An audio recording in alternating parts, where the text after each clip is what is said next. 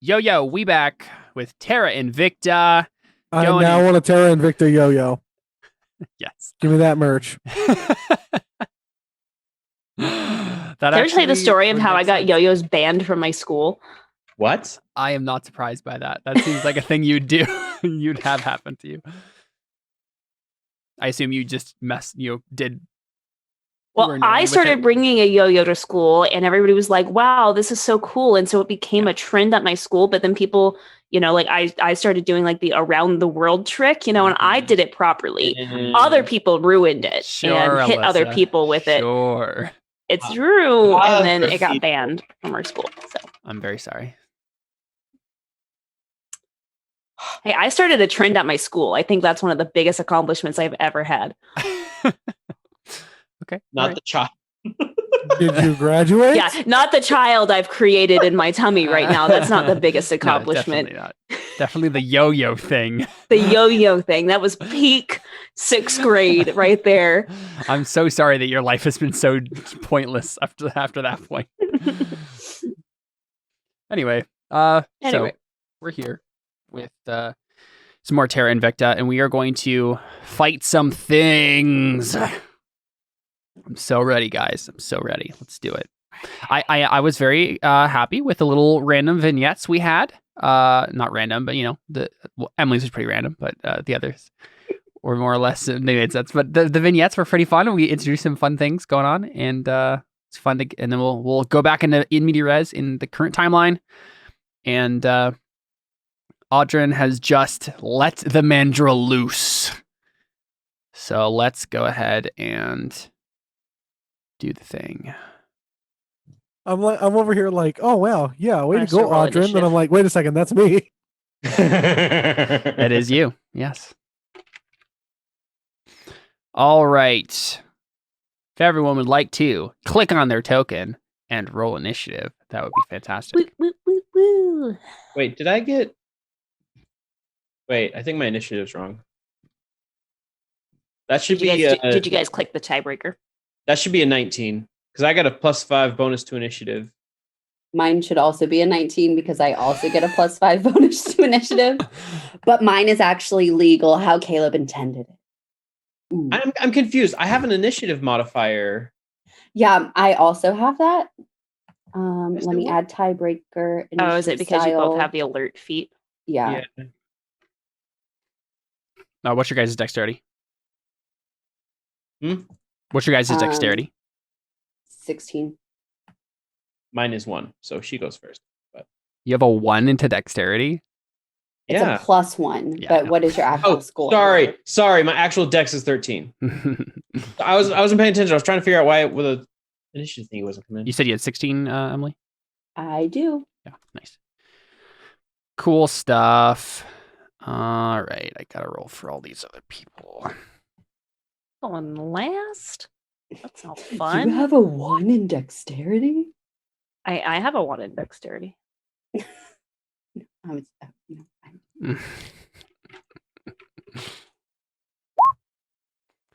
All right. For all the smugglers, though, that's exciting.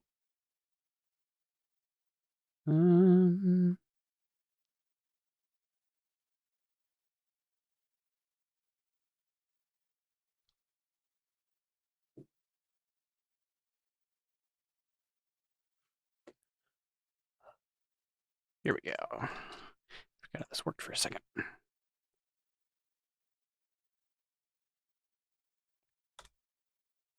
All right.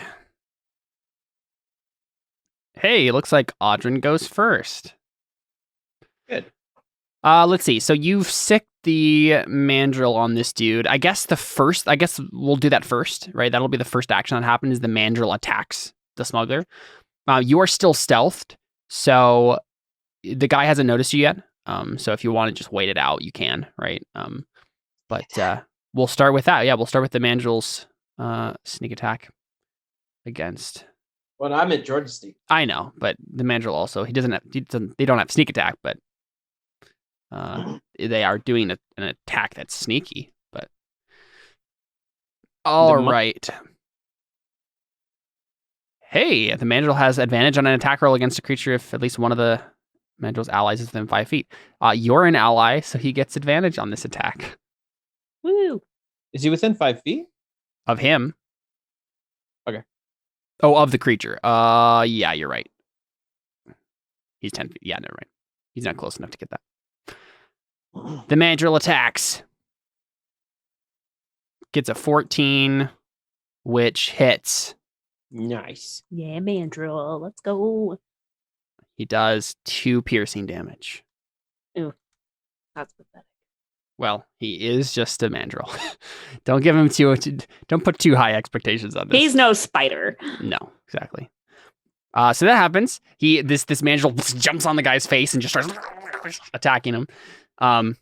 So that's fun. I need to pull up another thing here. Yeah, there you go. Cool.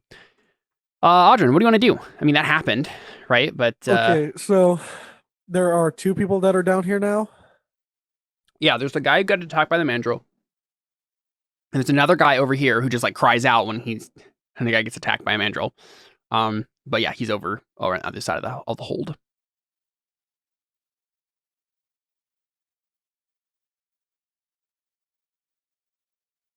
So yeah.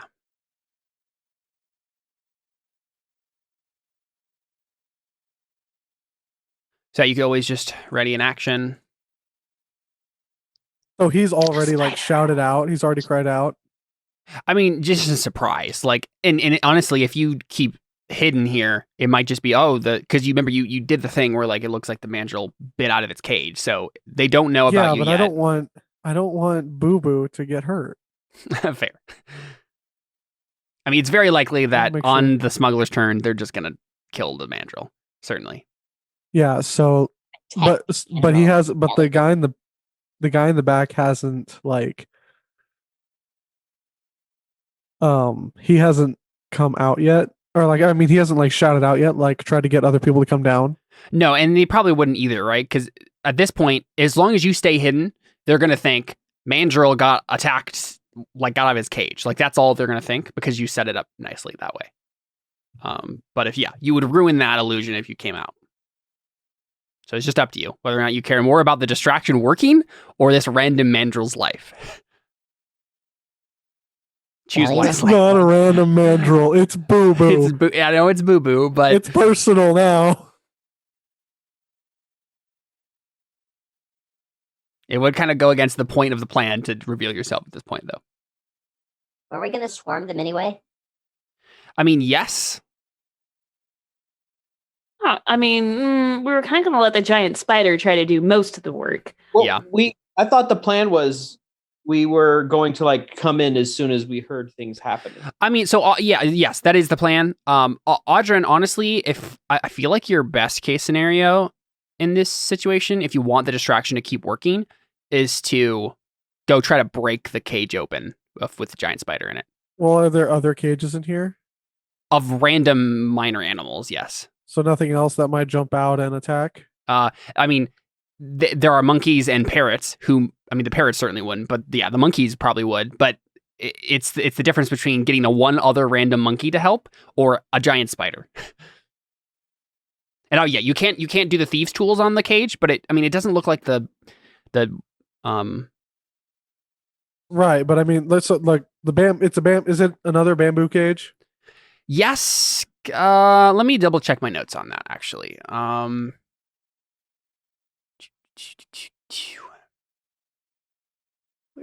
I'm scrolling down too far. Here we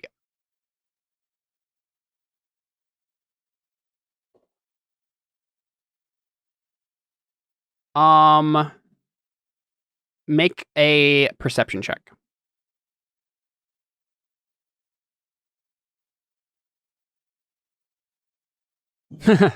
Well, the rolls have begun to fail now. How's a 3? Yeah. Well, 5 altogether, right? Yeah, but it's like I rolled a 3, so it's... Yeah, you can't tell one way or the other whether or not it'd be easy to break the thing open or not.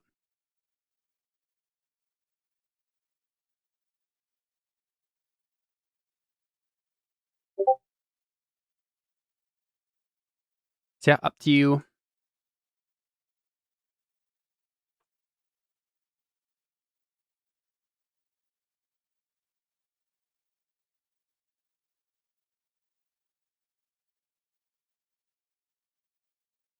What if I tried to pose? No, there's no way they'd think I'm one of the crew.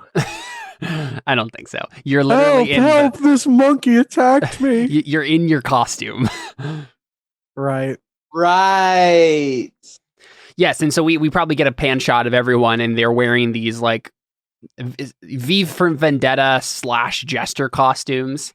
You each have like an alabaster mask and a hat, like a feathered hat, that sort of thing. My hat has a smiley face on it. Mm-hmm. Stitched into the fabric material. Actually, it's not even a smiley face. It's just a toothy grin. There's no eyes. Fun. That's creepy. So yeah, what do? Do you keep the surprise going or jump out right now? I think, or try to break open the spider cage, even though you don't know whether or not it'll work. I mean, I think trying to break open the spider cage might be my best bet at this point. Probably. So I'm gonna try that, and Sure. my hope is that I can like use that distraction as like a way to like hope the mandrel's attacking his face, and he's just too distracted to see me, and I can sneak over, and because the spider's massive, that I can hide behind it while I'm letting it loose. I mean, yeah, if you manage to let the spider out before the guy gets the mandrel off his face and then move away, it's likely that whatever you did, the motion there will be lost in whatever happens next. So, but what about the guy at the back? Will I be able to hide behind the spider? There is a giant spider in between you two, so yes. Okay, sweet. Then yeah, let's do that. Cool. Yeah, so you step over to the cage then, and go ahead and make a athletics, I believe. Yeah.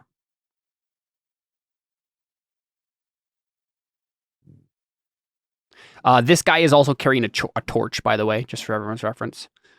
I figured the light was coming off. Yeah, which is why a light's coming off of him. Ooh. 21. Yeah, no problem. Yeah, so you just like kick in the lock, and I think you figure out like the lock honestly isn't even that good, right? It's so rusty, you just kick off the lock and it breaks, right? Yep, the giant spider is now loose. So that's your action, unless you have like a bonus action thing you can do. Yeah, I have a bonus action. It's called run away. Do you have like this bonus action disengage at this level yet?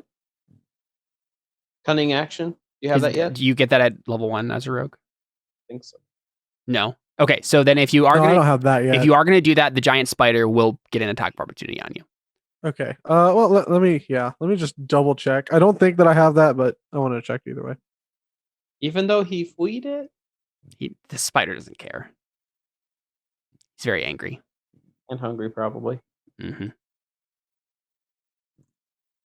Cunning actions level 2. So yeah, what are you going to do? Move away and risk the attack opportunity? Yeah, I'm fine with that. All right, it got a 22. This might be bad. So you break open the lock, and maybe so Audra, you're standing there like, oh, awesome, cool, I got the giant spider out, and you go to just like turn away, and then the spider just like reaches out with his little fangs and bites into the like the back of your back somewhere. Make a Constitution saving throw.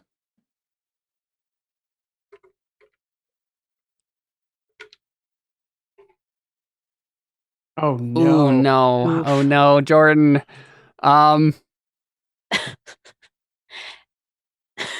This is really bad. Oh no! If I die, I die. It doesn't matter. Wait, did you just outright die? You take 22 damage. Oh. All right, I'll make a new character. You guys have fun. Oh no. Well, No. yeah. Wait a second. If the poison damage reduces the target to 0 hit points, the target is stable but poisoned for 1 hour. Even after regaining hit points, it is paralyzed while poisoned this way. I don't.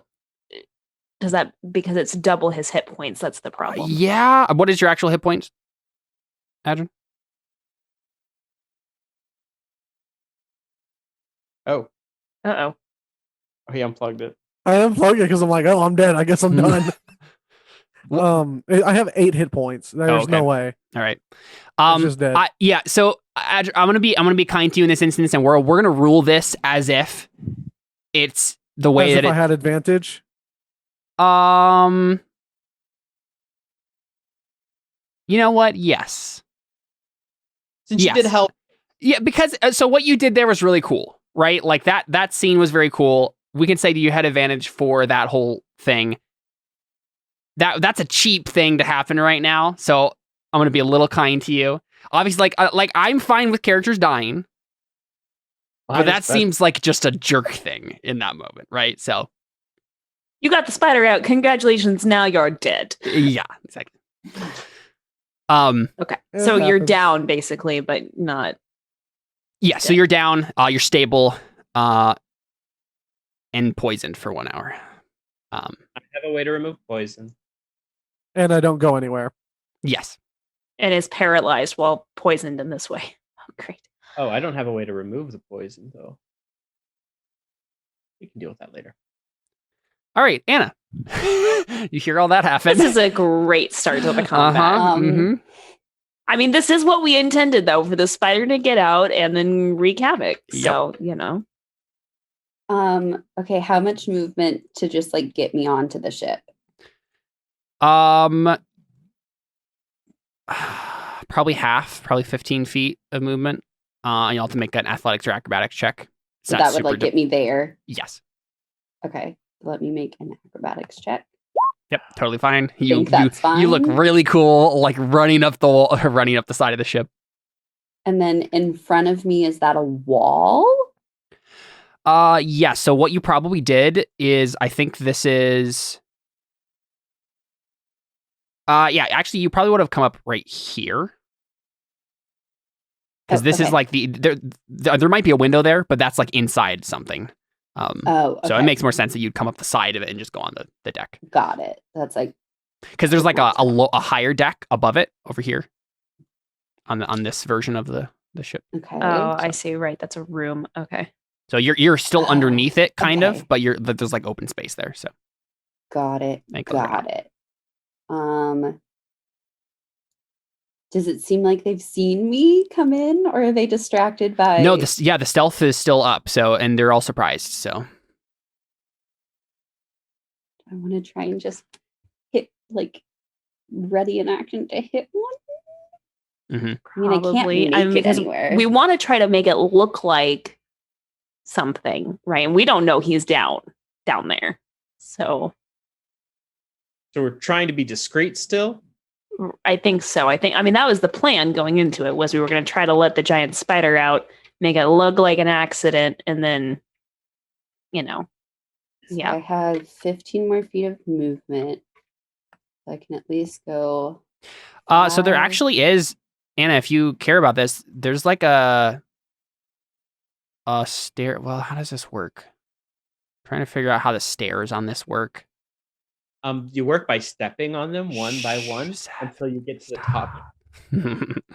Oh, I see. Oh, this goes up, right? Or that's what I'm trying to figure out exactly, because there's another staircase right here, up, and then to the left goes down. Yeah, right. Does that one go up? But there's another thing right. That must go up to the deck, right? No, that wouldn't make any sense. No, it does. It does, right? Because so this takes you up to this main area up here, and then this is an even higher area up here on the very, very back, right? Yes, I just don't know where this would be going, because the stairs over here go up to the top. Oh, see, I can't see anything in darkness. So yeah. So I can. Oh, I see. I can't see over here either. So this. Okay. So then these go but there's up, also and there's then also these go down. But there's also a downward staircase right here on this version, parallel to this, and then a staircase that obviously goes up from the bottom here. So that's why I'm confused. So then, because this looks like it should be going down, but it's really going up. Basically. So I'm trying to figure out where the decks actually are. Yeah, because this stair goes up there. That one goes down probably to here. Let's just say for simplicity's sake, there's a staircase going up and down right here. Okay. So from my understanding, going down is into the hold where Jordan is. Okay. I just wanted to make sure that was like figured out and it could be an option sort of thing. So that's going up and down. I see that we have 4 people on this deck and just me. Yes. Okay.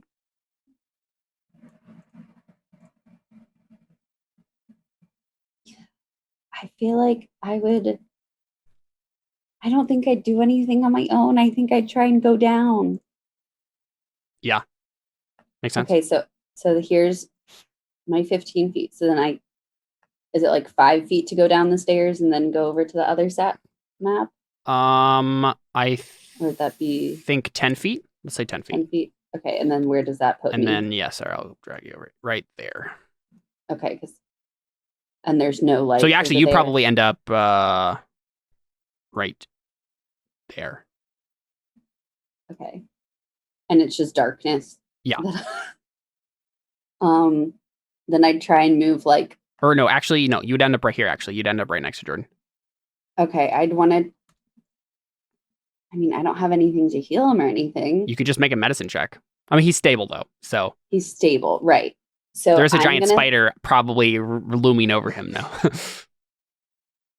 But we want the giant spider to attack the other people. Spiders generally attack twice? I don't know. It really depends on what the spider's mood is here. If I can get there, I can try and... Although I could try to talk to the spider, but I don't have a very good charisma score, so... Can you just pull my body away from Mr. Spider? I don't have enough movement, too. I only have 5 feet of movement left. Yeah. So I couldn't drag you at all. You could ready an action, though. Yeah, I'm going to move right here to not be in the way if, like, people come tumbling down. Sure. And I will ready just an attack or do I just want to try and attack that guy? Because then I get an attack and a bonus attack. Yeah.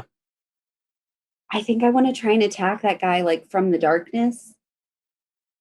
Because that would be he would be surprised, right? Yeah, he's surprised. You guys have an ongoing stealth that only breaks once it gets to their turn. So okay, so I'm gonna just try and attack this guy, and hopefully he won't live to. Yeah, because I mean, what he's done is wrong. Yes. 15. Yes, certainly. Yep. What does it look like when you smash this guy with your quarterstaff and kill him instantly? Oh, dang! Excellent. You wouldn't have killed him instantly if the mandrill hadn't done his damage, but I just like take out my staff from my side and whack him over the head. Yeah, you've snuck down the stairs and you see this guy having a mandrill on his face, and you just like take a deep breath, wait for him to he just gets the mandrill off his face. He looks at you and you just go smack him right in the face. He just goes down. Dead men tell no tales. Exactly. Yeah, his skull caves in and he just falls down to the ground. Okay. Cool. That's my turn. Cool stuff. I'd like to point out that you can choose to do non-lethal damage. Up to you, Anna. No, yeah, I don't know. He's paying for what he's done. All right. Plus, sounds she probably doesn't know how to deal non-lethal damage. Oh, I mean, I probably know. I am choosing to do this. Okay, so we have to actually climb. Yeah, it's and then it's you, Deli. Yeah. I was worried about. Yeah, just from the position you're in, there's no good ropes or whatever on this part of the ship to climb up. So we didn't use a rope. I guess there is the grappling hook, but again, this is not a. Usually, people don't climb up the very bottom side of the ship here, so it's just a little bit more difficult than normal. This is gonna be rough, guys. I don't even. Wait. It can be an athletics or an acrobatics, right? Yeah, either one. Oh, well, then I don't know what to tell you, man. They're both 1, you said? Yeah. Oh, you got a 3. Cool. Yeah, so you just slip and slide back down into the boat. That's what I was afraid. Yep. No getting up the ship this round for you. Wait, can I do... Oh, let's sell. Fine. I knew that was gonna happen, but... Okay, well... I'll just wait then. I wanted to talk with us.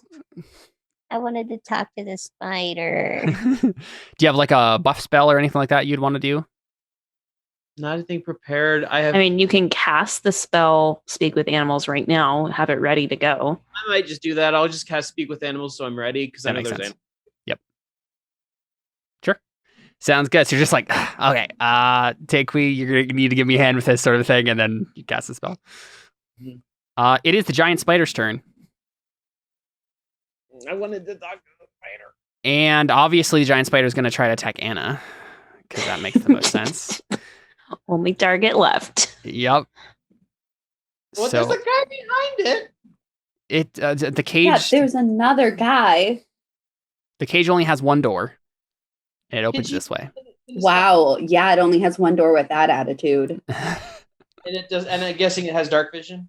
Yes. Okay. But I think it's actually it's gonna shoot out web from its butt instead of biting you. So it would have to turn around and see the other guy? No. It leans its abdomen under itself and fine. Like a spider does. And it gets a 24. I mean, I guess that hits. Yes. At first level. The target is restrained by webbing. As an action, the restrained target can make a DC 12 strength check, bursting the webbing on a success. The webbing can also be attacked and destroyed. AC is 10 and HP is 5. So, yeah. You are now basically like splayed up against the whatever pole or something is right there. Like okay, but like frame of the ship. Still that means that it seems like I'm pretty hidden in darkness, right? At least in the darkness. The smuggler cannot currently see you. No. Lovely. Okay. Yeah, so you're splayed up against the frame of the ship in webbing. Freaking 24. Mm-hmm. It only has a +5. I rolled a 19. So it does that. It's the mandrel's turn. I mean, the mandrel's not going to attack the spider, so I think the mandrel just runs off. Runs up the stairs. Yeah, it's just going to climb up the stairs. The other guys? The mandrel doesn't want to try and rescue me from the web. Nope. Let's see, it does 20.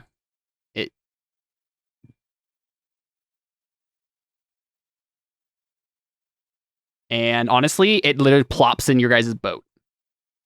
This mandrel just like climbs up the stairs and then just plops in the boat.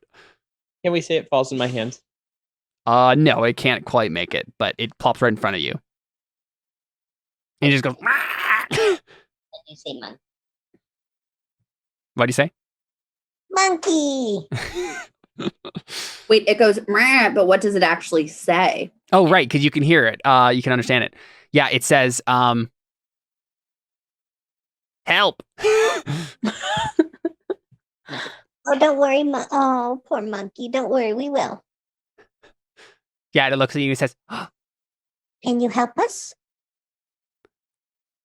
Help. Yeah. What do you say? I said, yes. Yes, we're here to help.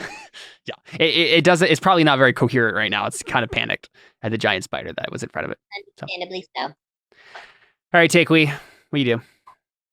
I guess I will make an athletics check to try to get up the ship. Sounds first good. of all. 13. Good enough. Yep. Okay. So climb up to there. Up. Oh, yeah. Let's see. So I think it looks like all the smugglers are like getting ready to starting to figure out what's going. Like there's something going on, and they're like looking around, but they obviously haven't seen you guys yet. So. Right. I almost want to like stay behind like the stairs and like stay hidden, and then like my idea is because I see 4 of them. Does it look like, because they're about to go next, does it look like they're getting ready to like run down the stairs to like figure out what's going on? Yeah, at least some of them are. Yeah, certainly. Okay. Just some of them? Like these 2 probably are starting to head towards the stairs. Okay. No, I can't, because I only have 15 more feet of movement. Darn. Though to be honest, like this guy's probably looking down the hold this way, because this is probably open right now, and the giant spider cage is right below it. So that guy's like looking down like, holy crap. Like they're starting to realize the giant spider is getting loose.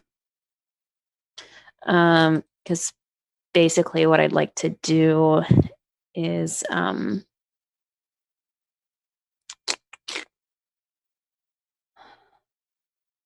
what my thought was that if they all go down, or if like just 1 or 2 stay behind, I'd ready an action to like throw a javelin at one of them, like the one that like stays behind or like is last to go in.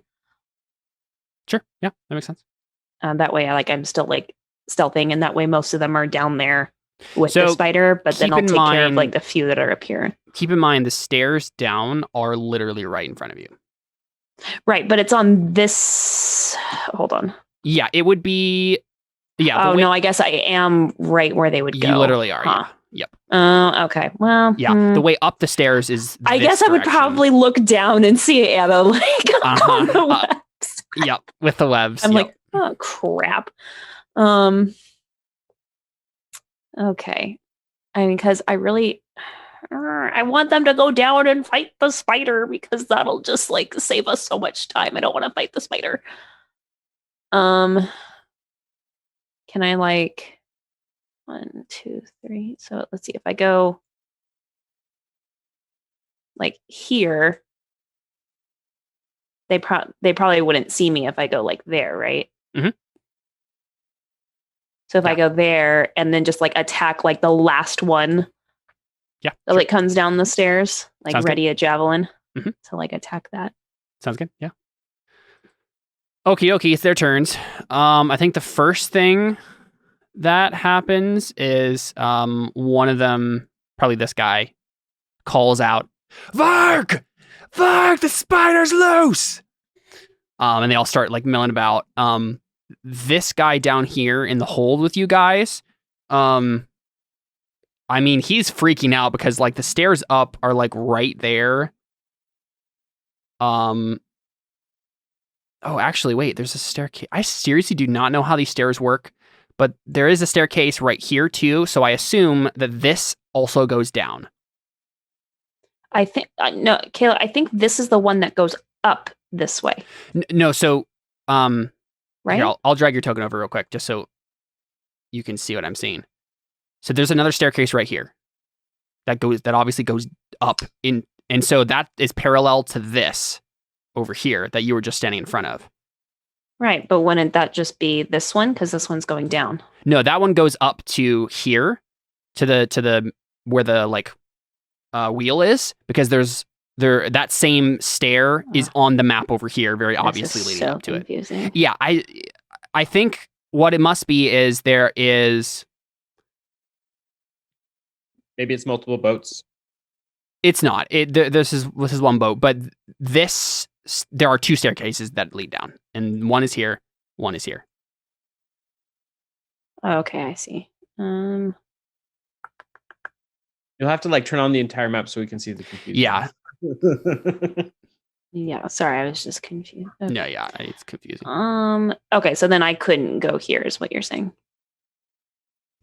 Oh, you know what I think it is? I think I just figured out why this is confusing. I think I got the order of them mixed around. Oh. So it would be like this. Yeah, that makes way more sense because there's 2 lower decks then. Oh, okay, got it. Guys, there's an event in the order. Yeah, I see that. Yeah, sorry that was confusing. I must have put that in wrong when I did it. So then technically then there's this whole other deck that you have to like go down. Yes. You have to like go through. Mm-hmm. So then that means that Anna wouldn't have been able to even get down No, but I honestly I don't think it would be in the lower deck. The spider cage. I think it would be in that one. Yeah, I don't think it would be all the way in the bottom. Well, maybe it would. Then they also couldn't see the spider was loose. Yeah, I think we're just gonna make everything on this non-lowest deck for simplicity's sake. So everything that happened makes sense. Got it. That is my bad. Well, then I'll just go like back here then. So that way they can't see me as they're like coming through and I want to attack the last. So still same plan. I'm just moving here. Yep. Sounds good. Yeah, that works. Okay, so that happens. Because I think maybe they were even in the process of moving the spider cage down to the lower deck. And they didn't get around to it yet. So this smuggler, I think he is going to throw his torch into the spider cage just to like as a freak out motion, right? And then he just books it. So he's going to run 30 feet, and that's as far as he can get. The spider can't attack him because its only reach is like out this way. And that is how far well, I guess he doesn't have to disengage. So yeah, I guess he can dash, right? Yeah, he's going to dash. But then wouldn't that put him in his line? If he steps there, yeah, let's see if he can figure out a way to risk it. Because also, couldn't the spider attack through the cage with his weird web stuff? I suppose so. Oh no, he needs to recharge. Oh. Yeah. So yeah, he runs around this way and is going to try to go up the stairs. But he's right here right now. The other smugglers, this one is going to. You know what I'm going to do, honestly, for them? Well, yeah, they call for Vark. Yeah, okay. So they're going to do this. They're going to, I think one is going to. Oh, you know what they would do, actually? Dance the Macarena. No, they're just going to all get in front of this, look down, and shoot crossbows at the spider. No! That's obviously what they would do. They'd just be like, we need to put this thing down. So that's what they all do. 2 hit.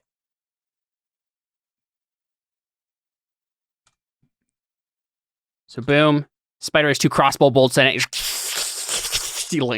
Freaking out, trying to basically, and it's basically breaking its cage at this point. I think by the end of this round, it's basically just broken the front and back open of this cage, and it's just kind of all falling apart. So it's basically getting loose. And that is their turns. A round counter happens, but nothing happens this turn. And Audrin, you're at 0 hit points. You're stable. You don't need to do anything, but your turn passes. Great first combat. 2 thumbs up from Jordan.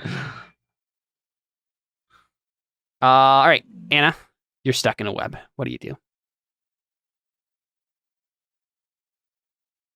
So it's a strength check and not a strength save? Yes, because you're doing an action against it. You're not saving against it. What's the DC? I believe it was 12, yeah. So athletics check is really what you're doing. But I mean, it's just not great. But I don't really have any other options. Okay. I'm gonna try and get out. Great. There you go.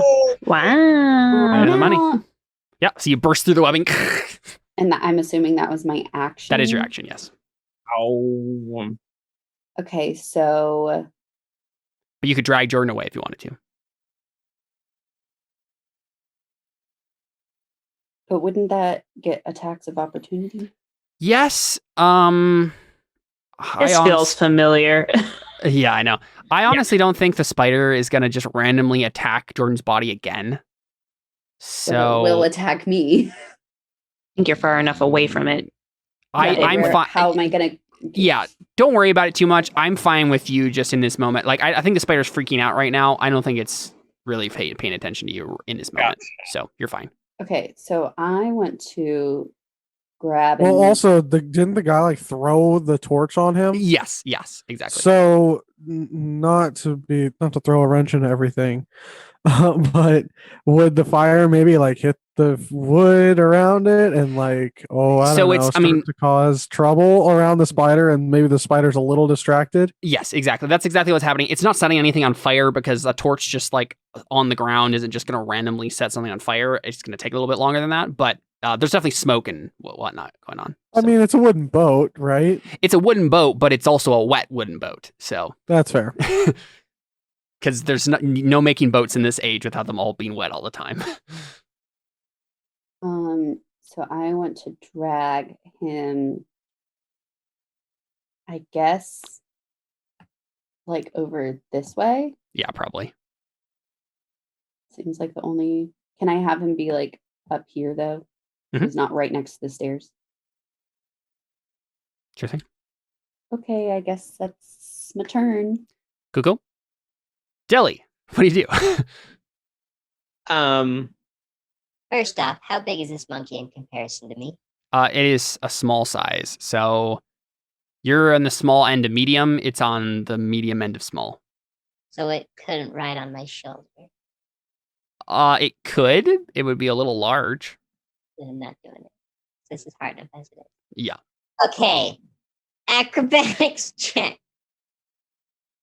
You're kidding me. I think that's fine. It's not actually that difficult. The DC wasn't very high. It was just that there's a chance of it. Okay, so Deli gets up. Like you've already had your punishment, and let's just get up there now. Yeah. That's half my movement. You lost a round having to figure out how to climb up there. But that's the. Do I want to? I see that they're shooting. Yeah, they're shooting down in the hole. The spider's obviously chittering. I think you understand what's going on. But does Deli know enough to not just attack? I mean, at this point, I would that's what I'm going to do. I'm just going to go up and attack. If they're not falling for the whole like spider down below, I'm just going to go up there and attack them. Let me see what gets them within a 15-foot cone.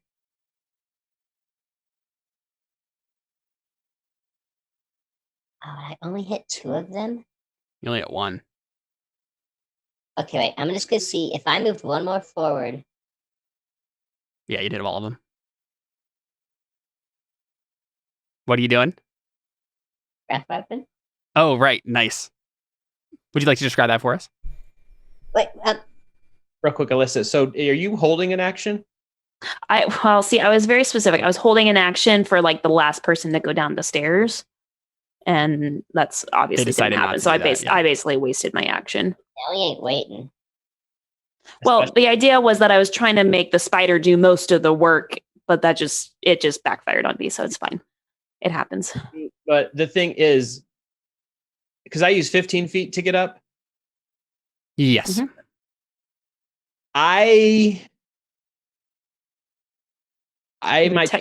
You would technically land here. That's where we were saying earlier. You land right at the stairs, so you can go.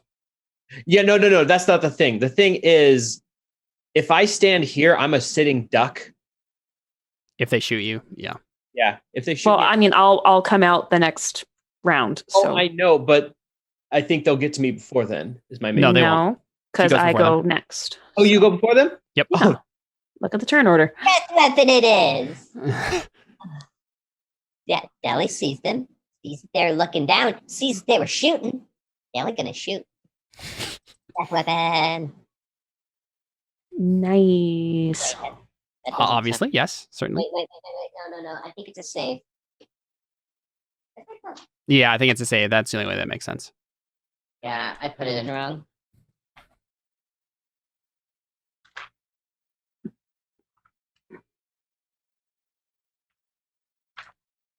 Dragonborn.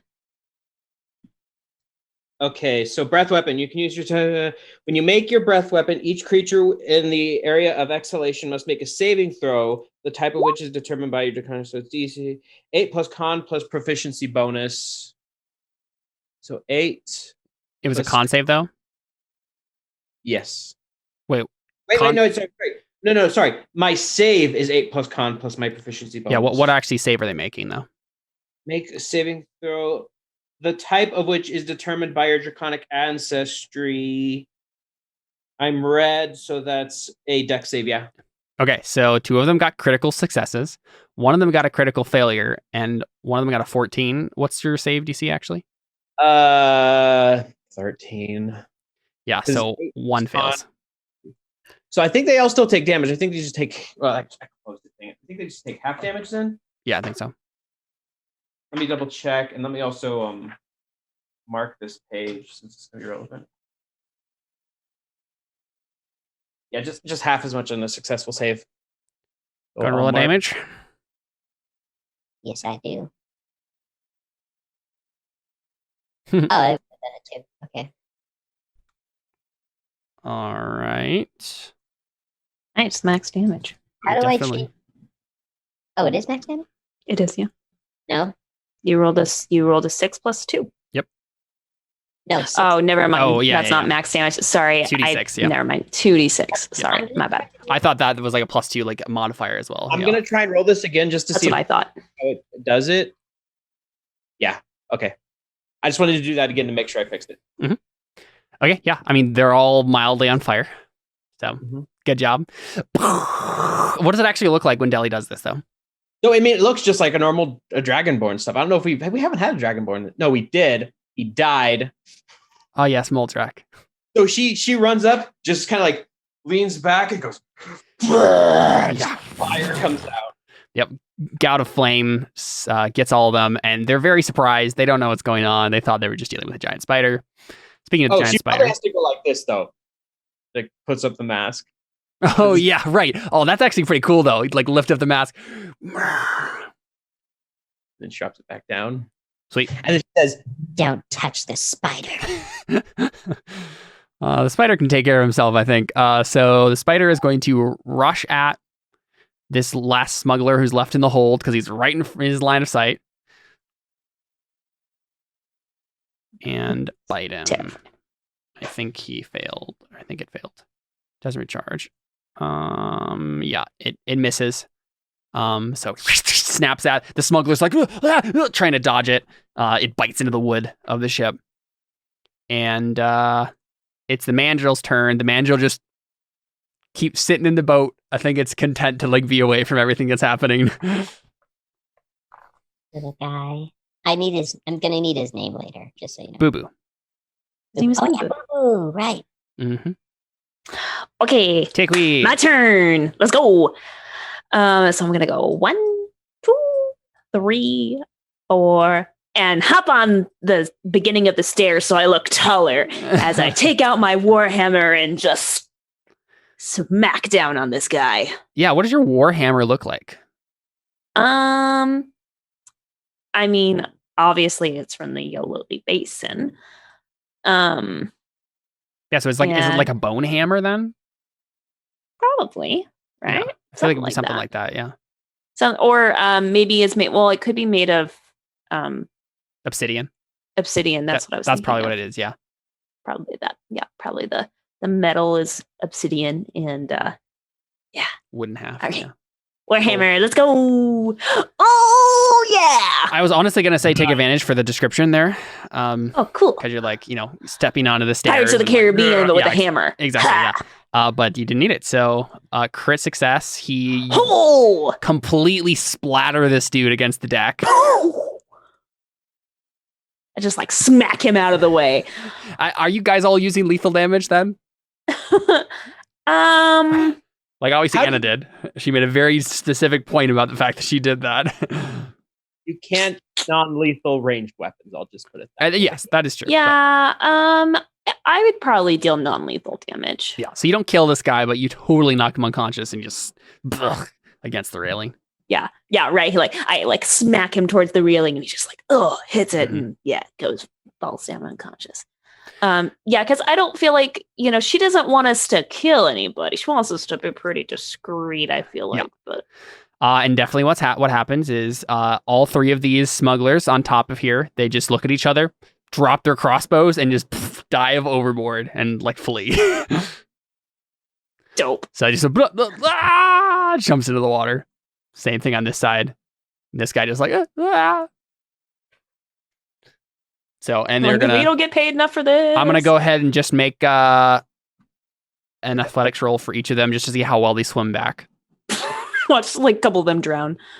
One of them does. One of them, I think this guy who got the damage the most, he literally just ends up drowning. Because he's too wounded and he's just but the other two managed to make it back safely. What about the guy with the spider? Yeah, guy with the spider is gonna just disengage and run up the stairs. End up right here after that's 15 feet of movement. And he jumps into the boat that you guys left. I mean, that's fair. The monkey attacks him. Probably, yeah. The mandrill didn't repair an action, so I can't do that. But actually, he probably would have. Let's say that makes sense. The mandrill prepared an action to attack anyone who went into the boat that was an enemy. I just love that thing. The guy jumps in. And the mandrill misses though. So that's his turn. He's wrestling with the mandrill in the rowboat. And an event occurs. And obviously, one dude shows up. That's when Solarvark and his mistress wake up. Oh. And realize what's going on. And they'll act. I'll have to roll initiative for him here. But they get to act on this turn. They wake up and will act whenever their initiative is. Solarvark is. Yeah, I just want the spider to go before them because then the spider will get up there and attacking them. Yes, the spider goes before both of them. Yes. Anna, what do you do? There's a giant spider next to you. Yes. It's obviously very wounded, though. Is there light down there, though? I can't see. There should be a torch, right? Yes, there is a torch. Sorry, the guy left, so I... let me do this. I'm going to switch these guys around. I'm just going to pretend like the guy's in the cage at this point, and that's the light. Okay, so there's a giant spider, but there's definitely fighting happening above me. Mm-hmm. Can I tell if there's anything going on below? No. There's chittering animals, but that's it. I guess then can I, take my movement to drag Audrey down with me? Down one That's fine. deck to get away from the giant spider? Sure. Okay, so we go down wherever that is. Sure. Sounds good. Yeah, I think that makes sense. I don't think the spider's paying attention to you right now. So I think you just get down. I mean, you can't see anything. You literally drag him down, and you're just down in the darkness of the hold. Then I'll drag him. We'll go one square to the right if that's an option. Sure. Oh, there we go. I just dragged you into nothingness. Into the void. There you go. And then I'm gonna ready. An attack action if anyone tries to attack me. Sound good? Okay, that's it. Coco, Deli. All these people ran away. Move away from the stairs. Yeah, I need to. Probably what I would do. Wait a second. I know exactly what I'd do. It's such a Deli thing to do. Deli's not done. Deli's gonna run to the side of the deck since honestly anything else would be a waste of time. And she's going to. How far away are they? Oh, the people in the. Are you gonna shoot at them? What else am I gonna do? Like honestly, do you have dark vision to be able to see them in the water? So they are right now in the turn order at those places on the map now. I'm going. I can only see one of them. I can see two of them. I'm going to shoot at. So what happens is you see Deli breathe in, but this time you get the same rumbling from her stomach, and this time she breathes out. Except it's not fire, but like a. I don't know how to describe this. It looks like a frost cloud, sort of. It just shoots out her mouth. And she's going to try to cast Frostbite on him. Is this at the one that's in the water or the one that's in the boat? The one that's in the water. No one's in the boat anymore. No, there's No. He's still on the boat. that guy. Oh, that guy. You can't see him though. Yeah, I or didn't you see can. You can barely. Well, probably with the way the railing is, you probably can't. Yeah. I also probably didn't hear him. Yeah. So Yeah. But you saw these guys jump overboard, so it makes sense that you'd go after them. So he makes a con save. Yeah. He fails. Fails. He takes 3 damage. He doesn't die. The target takes 1d6 cold damage and has disadvantage on the next weapon attack it rolls, so it doesn't matter. Yeah, so he's just like getting cold all of a sudden as he's swimming away. All right, giant spider's turn. The giant spider is just going to go ahead and make its way up the stairs.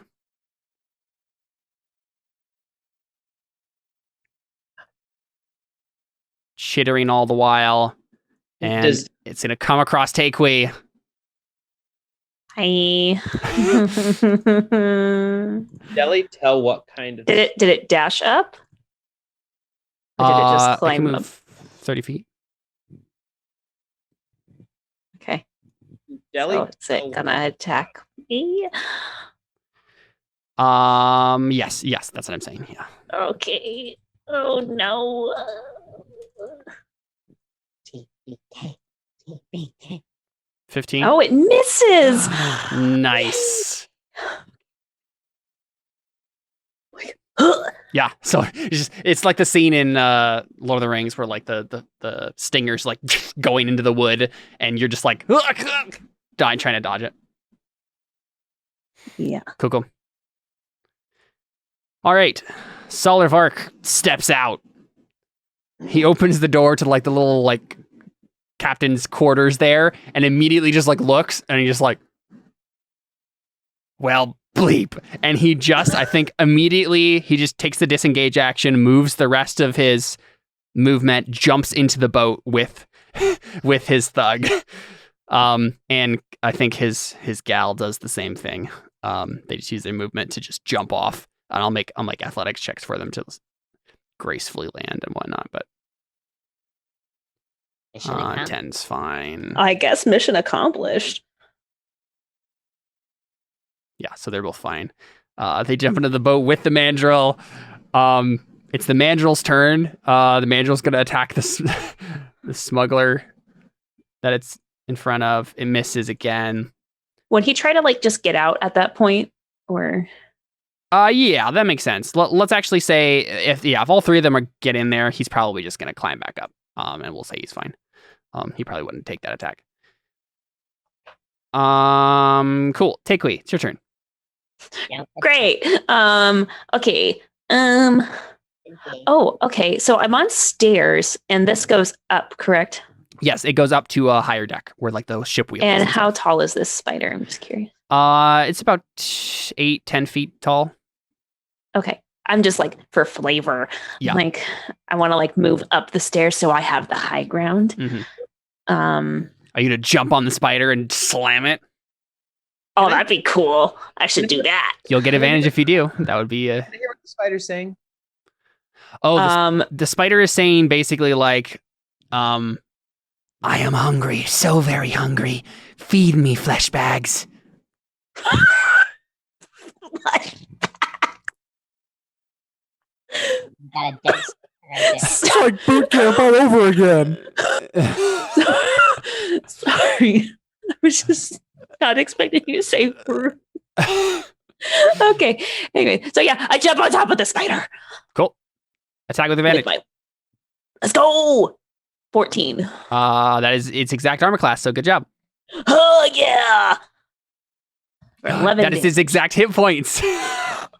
You killed the spider. Yeah, so you slam it in the head and it just splats against the ground. And hey, we managed to take back the ship. Jelly is horrified.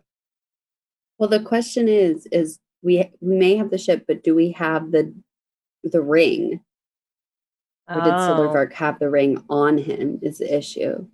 Oh, that's a good question.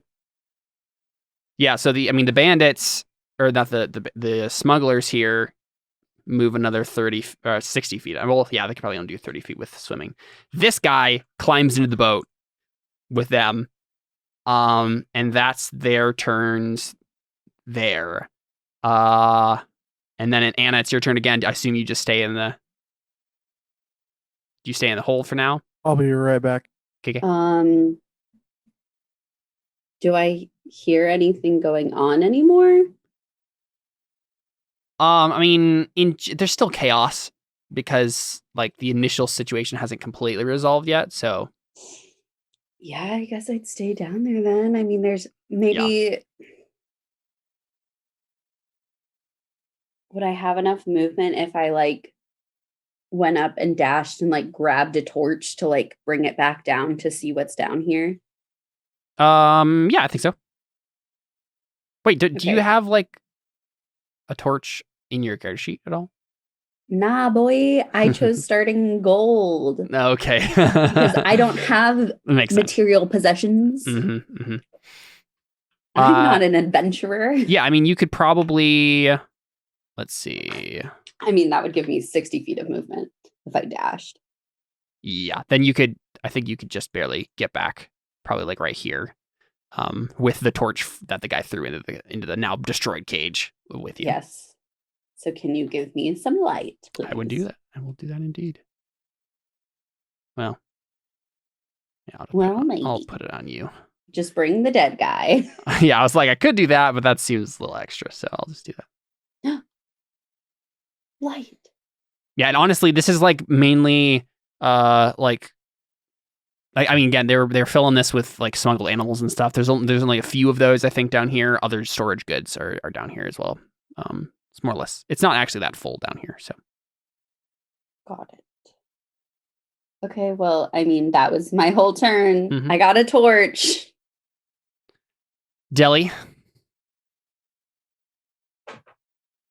Where did Alyssa go?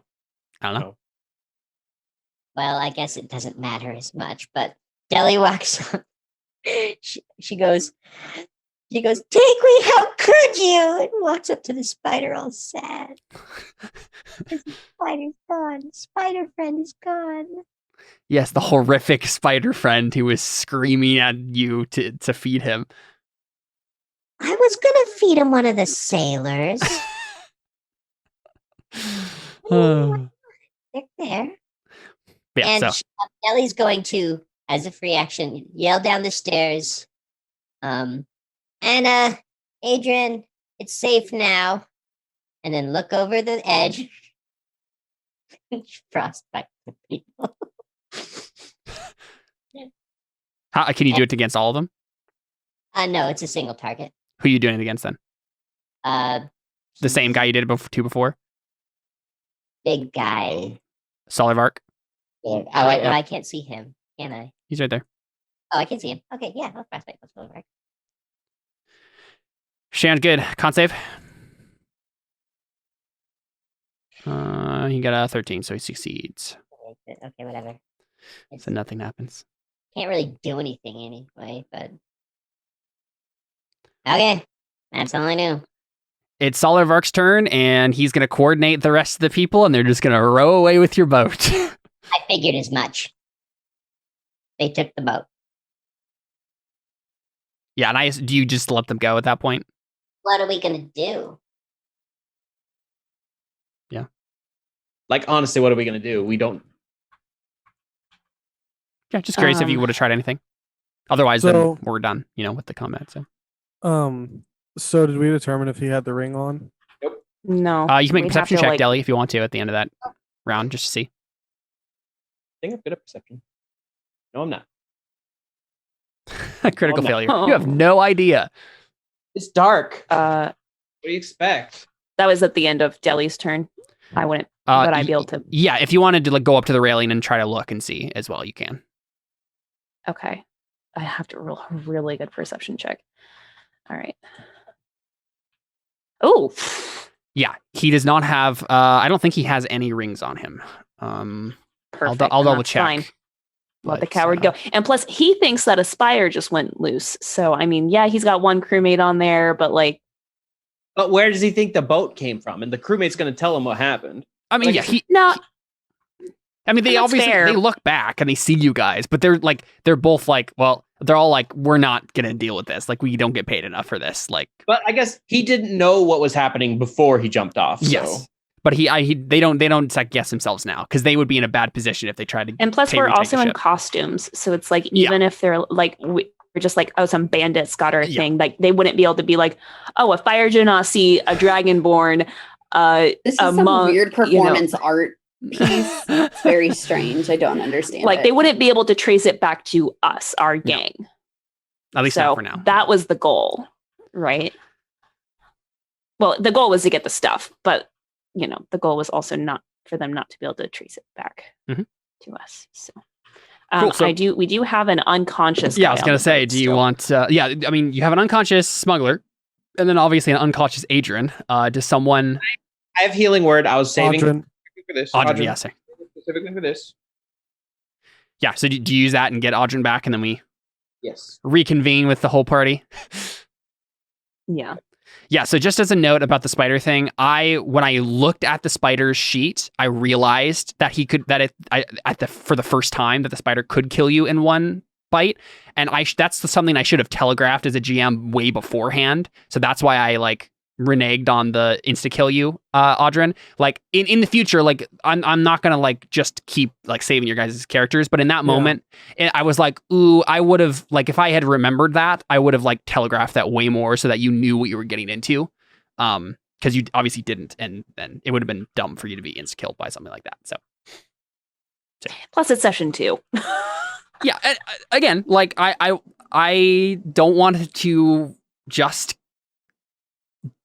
save people for the heck of it, but I thought I was appropriate in that moment to do so. Yeah. Cool. So I appreciate not having to make a new character yet. Mm-hmm. Plus, I like Audrin so far. No, yeah, Audrin's awesome. And I'm trying not to get attached to him. Yeah, especially after this near-death experience. Look, I was the first to die in the last campaign. It's fair. You were also the first to die in this campaign. Yeah. Cool. So everybody's awake. Everybody's alive. Everybody knows what they believe inside. Okay, now it's your time. Who has the highest investigation? That's Audrin, right? It is Audrin, yeah. Because we would want him to make an search investigation it's probably in the captain's quarters, right? Yeah, I mean, that'd be probably the first place. I'm assuming. Yeah, go ahead. How much health do I have? Oh, I got to actually cast the spell, don't I? Oh, yeah. Well, you probably can't even move for an hour, though, right? Something like that. 7 hit points. Oh, dang. Oh, yeah. Could I roll an herbalism kit to see if I could have stuff that could unparalyze him? You need to get him unpoisoned. Unpoison him, then. Could I do something like that? You can make an herbalism, make a medicine check to figure out how you can do that. Let me check this real quick. I have detect poison and disease. I don't think that actually removes anything. No, I don't think so. Does lesser restoration do that? No, I don't think so. I thought I had something I have purify food and drink, but I'm not eating him.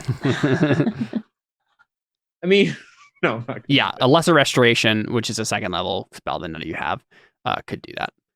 Can remove it. Okay, but... well, could I potentially do like an herbalism kit, see if I have anything that could do it, just the heck of it, or? We'll make a medicine check first to see if you know about it. Yeah, so you know what kind of spider venom and whatever this is. Yeah, it's gonna be difficult, but you could make an herbalism check. Right. Yeah, an herbalism kit to see if you can have the right herbs to bring them back. Would this be wisdom? Yes, I believe so. Yep, makes sense. No, I don't have it. Nope. So that means Audrin is paralyzed for the next hour. He's awake, but he is paralyzed. We're all just like poking his face, like, Audrin, you okay, man? So I can't even speak? No. You're literally just like... This is hilarious. This is hilarious. Man, that... Oh no, our sailor isn't there though, and we need to get this ship out of here like right away. Yeah, you're literally just on a boat. None of you know how to sail it. The one guy who does is paralyzed. Oh no. We just see Audrin's eyes like moving around really rapidly. Oh, that's funny because you know up that and down if this is yes. Look side to side for no. Yes, can I actually move my eyes? You can move your eyes, yes. Okay. So I like keep gesturing towards my pack, like with my eyes, and I keep like looking at people and looking at my pack. So anyone can make a very difficult perception check to notice this. Or would it be? Could we do insight? Insight would also work. Yeah, I think either one. Okay, great. I'll do insight. I have a slightly better insight. No, no. None of you pick up on what Audrin's trying to do. What is he doing? If none of us can sail, can we investigate the ship for the ring? Yeah, you can at least do that. Unfortunately, Audrin was the person who's the best at investigating. But you know, we have a whole hour without him. I feel like in an hour we could scour the ship pretty well. Does everybody get up and leave? Just start going. I just imagine everybody just like gets up and leaves to go look around in the ship, and Audrin just like rolls his eyes. Oh, wait! Did she say if this was a magic item? Oh, what I'm going to do? I'm going to ritually cast detect magic. Yes, and that will give advantage on whoever's going to make this investigation check. Yeah, I imagine we have at least like a solid half hour of like uninterrupted time, like because you gotta think they're probably going to send somebody. Yes. Over, right? So I mean, like, I think we have a solid half hour to like do what we need to do, but we also don't have a rowboat now. Yep. So we're gonna have to figure this out real quick. We do have animals. You have lots and lots of animals, yes. Yes, but none of them know how to sail. The thing about that, know how to bite. The issue, the thing. Okay, Alyssa, would you have Takui roll a insight check? 14. Yeah, so I think you think about that and you're like, well, they could send someone, but also, like, if they did, all of the animals are still here, and that's like... Right, that would vindicate them. That would vindicate Lavinia, not Solarvark, right? Like, this is all obviously an illegal animal smuggling thing, and Solarvark couldn't talk his way out of the fact that he was involved in it if he did send someone. So honestly, I think your guess is he's probably just going to book it and go, like, leave and not risk. So maybe okay. So then I feel like we're safe then for I think the you're time probably that safe. we need. Yeah. Okay, got it. Okay, cool. That's good. And you're right. I probably should have thought of that. So that's a good point. Yeah. I was just thinking, I'm like, I don't know, maybe he has like a league of bandits or something like that he's gonna like send after us. But that would take time to like. It also seemed, like the guy. It seemed like they were all really cowardly. Like they just first sign of danger. They're in it for the money, and then just we're out. Done. Yeah, got it. Okay, cool. I don't know who has the highest investigation check, but besides Audrin. I have +2. I have a +2 as well. I have +1, so one of you guys. But we also have an hour though, so you can take your time. I mean, because we don't have to roll an investigation check if we just take our time, right? Or Isn't that how that works? Yeah, there is something that you'll have to roll an investigation check to find. I already rolled a detect magic, so at least whoever's doing this has an advantage. So let's have Anna do it, or Anna do it, because Deli obviously is the one casting the magic. So okay. Nice. Wow. It's actually right here, and I pull it from behind Taqui's ear. So, a search of the captain's quarters uncovers a large trunk within which is a leather pouch of 40 platinum pieces. Lavinia's missing payment to the harbor master. Very nice. Lavinia's father's signet ring is hidden in the headboard of the captain's bunk in a secret panel. So it was going to require a DC 20 investigation check to get that, and you obviously blew that out of the water. So because even like with a detect magic, it would have been like, I sense there's magic here, but I don't know how to get to it. Like, I don't know where it is, but it's the secret panel. Right, yeah. I mean, you could have done that, but secret panel that you find.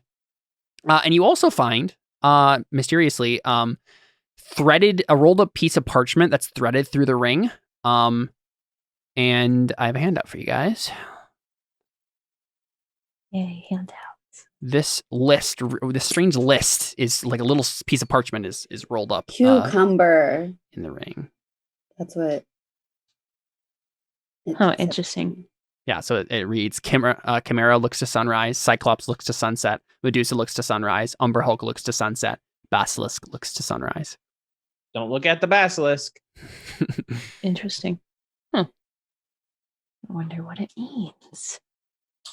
Yeah, so you find all that, and then Audrin wakes up. Like, Audrin, quick, sail us out of here. Welcome back. Yeah, well, what does Audrin say? What are we going to do with all these animals, though? That's the question. We got to figure that out, too. Give them to Deli to raise. Yes. The moment that Audrin starts to wake up, he goes, I'm too young for this. Yeah. And then I don't know what I'm going to do with the smuggler. Like, I don't know. I don't know what I'm going to do with him. I mean, you could interrogate him. Try to learn more about what was happening. Yeah. And we could say, honestly, he wakes up by now if you want to interrogate him. Yeah, it's about an hour, so it would be. It would be I have possible, decent intimidation. But I also don't want him. But the problem is that I don't want him to be, because like at this point, right, we're pretty safe because like nobody would recognize us, like that we encountered. Yeah. Whereas this guy, if I interrogate him, he's going to be like, a fire genasi was there and interrogated me. I mean, yes, but also if you turn him over to the watch, like, big whoop, right? Like, he's a criminal. Yeah. Up to you. Yeah. You could always dump his body in the river or in the harbor here. I don't know if Anna would be about that, but because at this point, I don't think Takui would be about any lawful person would be like, well, he has to face the law now. I have some interesting interrogation methods for a sailor. All right. Hearing them. Say again. I said, I'm interested in hearing them. Basically, we take him out to the back of the ship. We tie him to the back of the ship. So he's upside down and he's bobbing up and down in the water. And so he catches moments. How about we tie him to a chair and blindfold him? How about we do that? Is this a conversation you're having in character? Funner. Because the other way just seems maybe a little cruel. I know that he's not. He could just be a guy who's trying. He could be misunderstood. You know, like he could just be a guy who's trying to make a living for his family and just got mixed up with the wrong crowd. You just never know. And he's just nodding. Okay, I see that he's like, and then I'm like, well, I probably wouldn't say anything, but I mean, that's probably enough. Well, I say this all before he wakes up because obviously I need to come off very intimidating beforehand. I know I'm playing good cop right now, but when Takui puts on the intimidation, she's all bad cop. Yeah, I mean, do you want to just roll that intimidation? We'll see how well that you interrogate him. Yeah. Does anybody else have intimidation by any chance? To like help? Good question. Nope. Yeah, because Anna would have intimidation. I have a 2 because I have charisma, but I don't have it check or anything? Yeah, I have it checked, so I have a +4. Yeah, you're on your own, Takui. Okay, so yeah, Takui will like take him, like drag him down to like where the animals are, or maybe to the either to the where the animals are, so that way, you know, it's just like noisy, or to the very, very bottom of the ship. Sure. Kind of a thing. Tie him up to a chair and blindfold him so that way he doesn't see her. And yeah, I'll roll an intimidation check. Do it. Critical failures. Man. What the heck? What's up with the swinginess of these rolls in this campaign so far? All right. I rolled a 1 and a 2. Mm-hmm. Wow. Yeah, so he doesn't reveal anything to you. He gives us no useful information. I don't know how far you go, but... You can always throw him off the side of the ship now. Yeah. Can I ask him, like, why he works for Solar Vark? I'm not trying to, like, intimidate him, just, like, asking. I, like, tried the whole bad cop thing on him, and I'm just like, oh, can't get anything out, and then I, like, go upstairs, and I'm like, all right, good cop, your turn. Yeah, I mean, someone can attempt a persuasion check if they'd like to. Oh, I mean, I wasn't trying to persuade. I was just trying to have a conversation. Yeah, I mean, unless there's dice behind it, I don't think they're going to reveal anything to you, so. I mean, I guess I can roll persuasion. I'm not great at it or anything, but... Sure, yeah. Okay. Let's see if... Yeah. 13? Honestly, the difficulty was not that high. Takui just failed miserably. I just failed miserably. It's like the athletics check to get on the boat.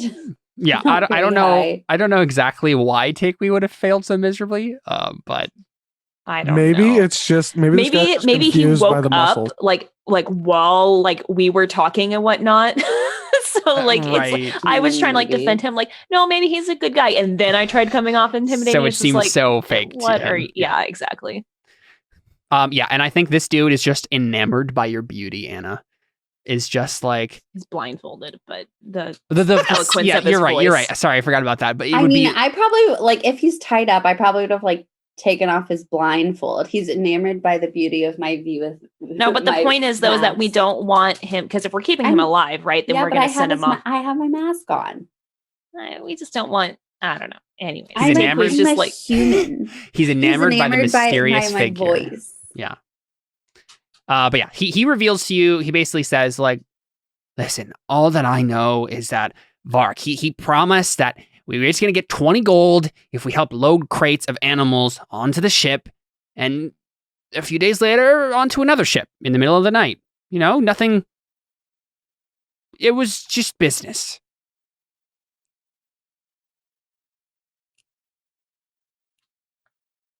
But why do you work for him? He seems like a bad guy. He was going to pay me 20 gold. Do you have money problems or something? He just doesn't answer that. He just looks at you like completely befuddled. Like, I am a person living in this world, so yes.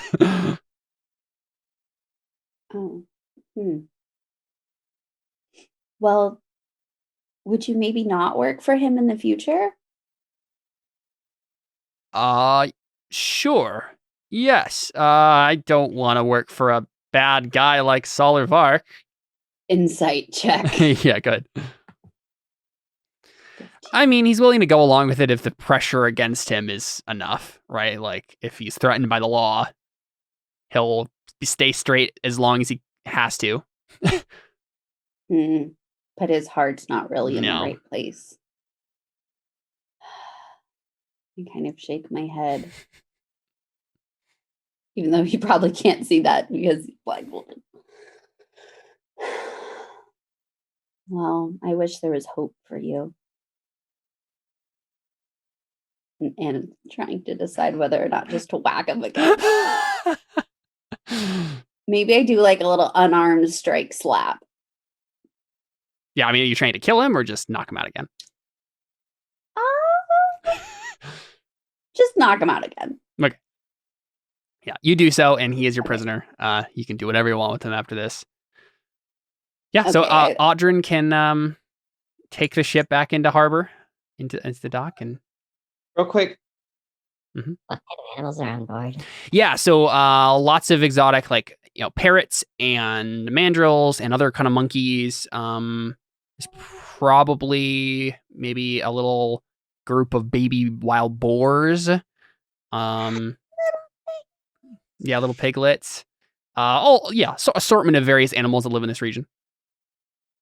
Seems obvious that they're going to be smuggled to another ship that would just take them somewhere else where they don't have these exotic animals. Do I know where they got them? From probably the Azure District or Shadow Shore, right? Like it would be one of the districts that has like some underground animal smuggling stuff going on. You don't know. So it's all underground. It wasn't like they wouldn't have because the idea would be like the idea with doing the smuggling of this is that you have to pay like heavy like taxes and stuff on animal exports in this city, and so because it's a big business, and so they're basically trying to like smuggle them under the eye of the law so that they can get away without paying those fees and still sell them to people. So the actual animal trade itself is just a thing that happens in the city. I talk with all the animals. You talk with all the animals? Sometimes this little fellow. And I mourn. Yeah. I mourn the loss of Bitey, the spider. Oh, little spider. Yeah, I'm like, sorry, Yoli. Like, yeah, I do. I'm petting the spider, and Takui walks by and I just glare. It's like I didn't want to. It just, You didn't have to. Little spiders. And I just am kind of like, did you see saw what it did to Audryn? I was gonna talk to it. I'd have calmed it down. Yeah, did you see what did it do to me? It bit you. That's all? Huh. It could have been my... Yeah, I mean, so this would be the point, though, if any of you want to just take one of these animals, because you could. It wouldn't be the lawful thing to do, but... Deli wants to, but Deli also doesn't want to.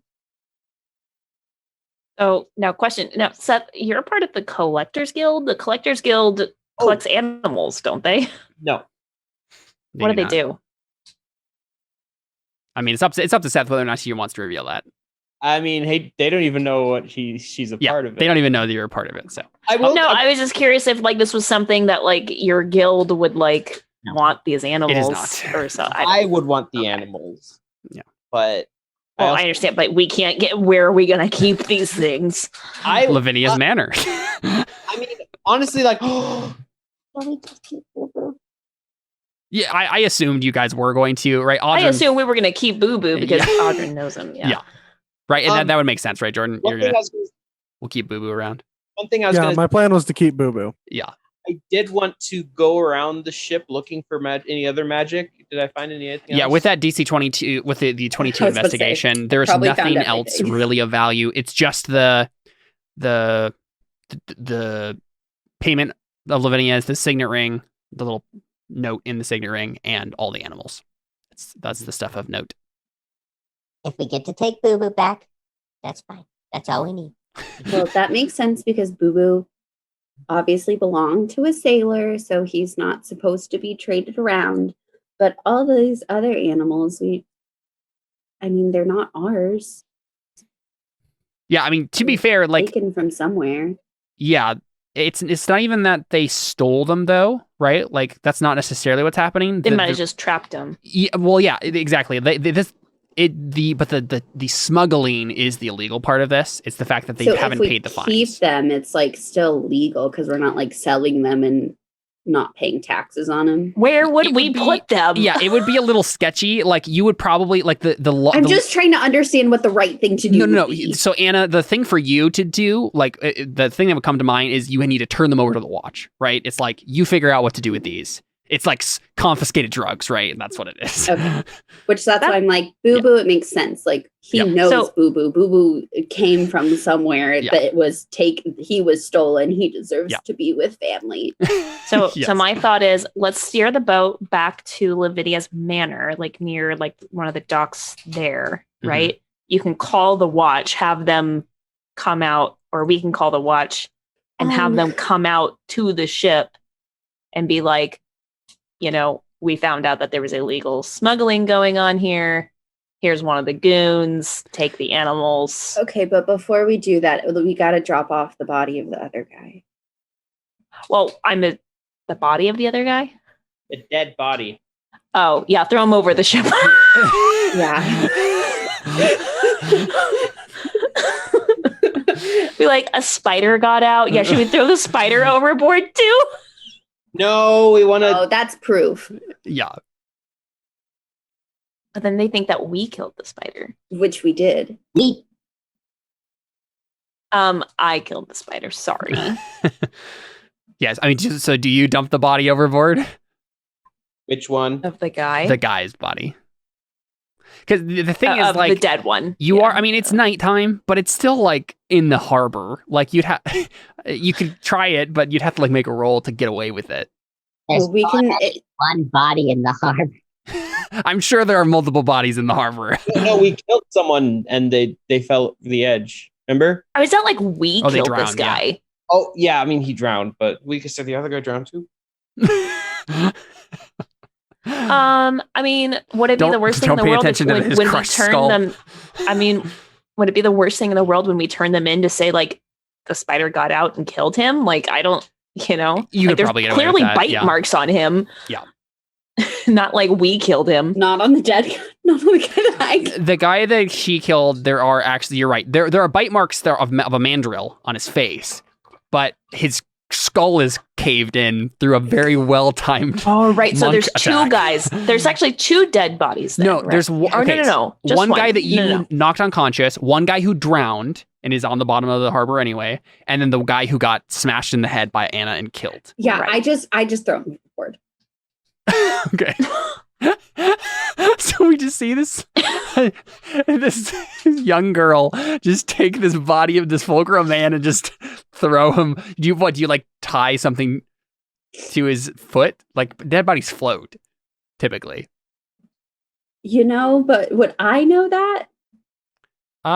Make We could tie something to him. Right, yeah. but like, Sure that- would I think about the fact that Right. dead bodies float? I don't. Make a medicine check. I'm like, I don't think I would do that. No, yeah, 13? I don't think you would. So what probably happens is like she throws him over the edge and then Deli goes, That's gonna float, Well, maybe. Yeah, I feel like I would probably also know something about that. One thing to keep in mind also, Audrin, is you will need to explain to your friend who you borrowed the rowboat from why it's gone. Why you no longer have it. Yeah, we'll have to pay for that. It's okay. I got that. I got this. Okay. Cool. I mean, other than that, I assume you just leave the body floating then and just don't worry about it too much. Can I just like spot the rowboat? I'm like, did they just bring it over to land and then abandon it? You can make Audrin. So if we're assuming we're kind of skipping ahead and you guys get it back to the dock and figure out stuff from there, And Audrin. we just see the body floating. In the Yeah. distance. But there's another one because the other guy drowned too. So A couple bodies floating in the distance. it's fine. It's nighttime. Don't worry about it. Audrin, you can make an investigation check if you want to just search up and down the shore along these parts and just see.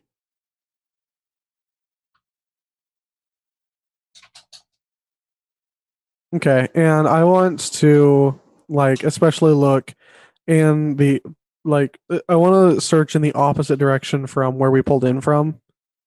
Okay. That's kind of the main area I wanted to look. know where we pulled in from. Huh? We would know where we pulled in from though. I mean, and I'm assuming we're not. That's what I'm saying. I'm assuming we're not just going straight back to those docks, right? So I'm not sure where you would bring it otherwise. You can't. So this is Lavinia's Manor over here. You can't really bring a caravel into the center part of this. No, that's true. There's like a bunch of bridges and stuff. I know. I just don't want. I guess we have the money back, so it doesn't really matter if we have the ship. I mean, because she can officially pay for the ship again. Exactly. I mean, you literally just bring it back to the dock, and no one's even there right now. Like, yeah, and I could find somebody from the watch and bring them to the ship. Yeah, and be like, hey, we heard that there was animal smuggling. There's a bunch of animals that we would like to return to you. And then you could also just explain to them like the situation. Yeah. And yeah. Does someone want to make a persuasion roll to have that happen? I mean, it sounds like Anna's taking care of it, but is anybody good at persuading? I have a 4 on persuasion. Are you trained in it? I am. So could Audrin help me? Yeah. And I get advantage? Sure. Because I'm not trained, so then that would be okay. Well, 11. I mean, so what probably ends up happening is I think Anna is going to have to deal, because you're like, they know that you're from the Order of St. Cuthbert. I think you end up getting involved in a huge bureaucratic process that you have to like witness to and testify for, and like, but like people eventually like trust your testimony. But if with all the bureaucracy, does that mean it's a major crime? No, it's not a major crime. No. Darn. It just takes as much time as a major crime would. Okay. I know you wanted that affiliation. I mean, look, I'm gonna shoot my shot. I'm gonna try. Yeah. So I think like for we can assume for the time being, for like probably like the next week, Anna's free time is spent like figuring out the bureaucratic red tape of this situation for Lady Vanderboren. Yeah, cool. Yeah, Audrin, with that 9 investigation, you do not find where the boat ended up, so you will have to pay your friend back for that. Yeah, I figured it's no big deal. But I mean, you were literally just gonna borrow it, so but I guess you have to pay back for like the whole rowboat. How much does a rowboat cost? That's literally what I'm looking up right now. I feel like it's in here, isn't it? Yeah, here we go. 50 GP. No. Oh, that's fine. But you are going to get paid from Lavinia anyway. So but I think we were gonna get paid 200. So exactly, yeah. I think the guy gives you a discount and he says, just give me 40 and we'll call it even. Like, you're a friend. Like, I know it wasn't your fault, sort of thing. And I'll chip in to pay for some of it. I'll give half if he gives half. Zoe would chip in too, since she kind of felt like she's like, well, I guess if everybody's chipping in, no, I'm just kidding. Takeway would chip in too. I'm good chaotic. Characters. Yeah. So we also get we all get 200 gold minus 10, so 190.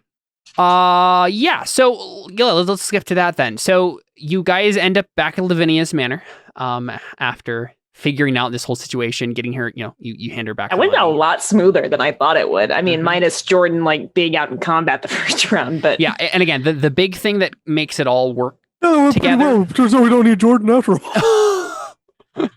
No, you set up everything. You set up the whole thing. Literally, you let the spider out. You let Boo Boo out. Like, literally. You got us a boat.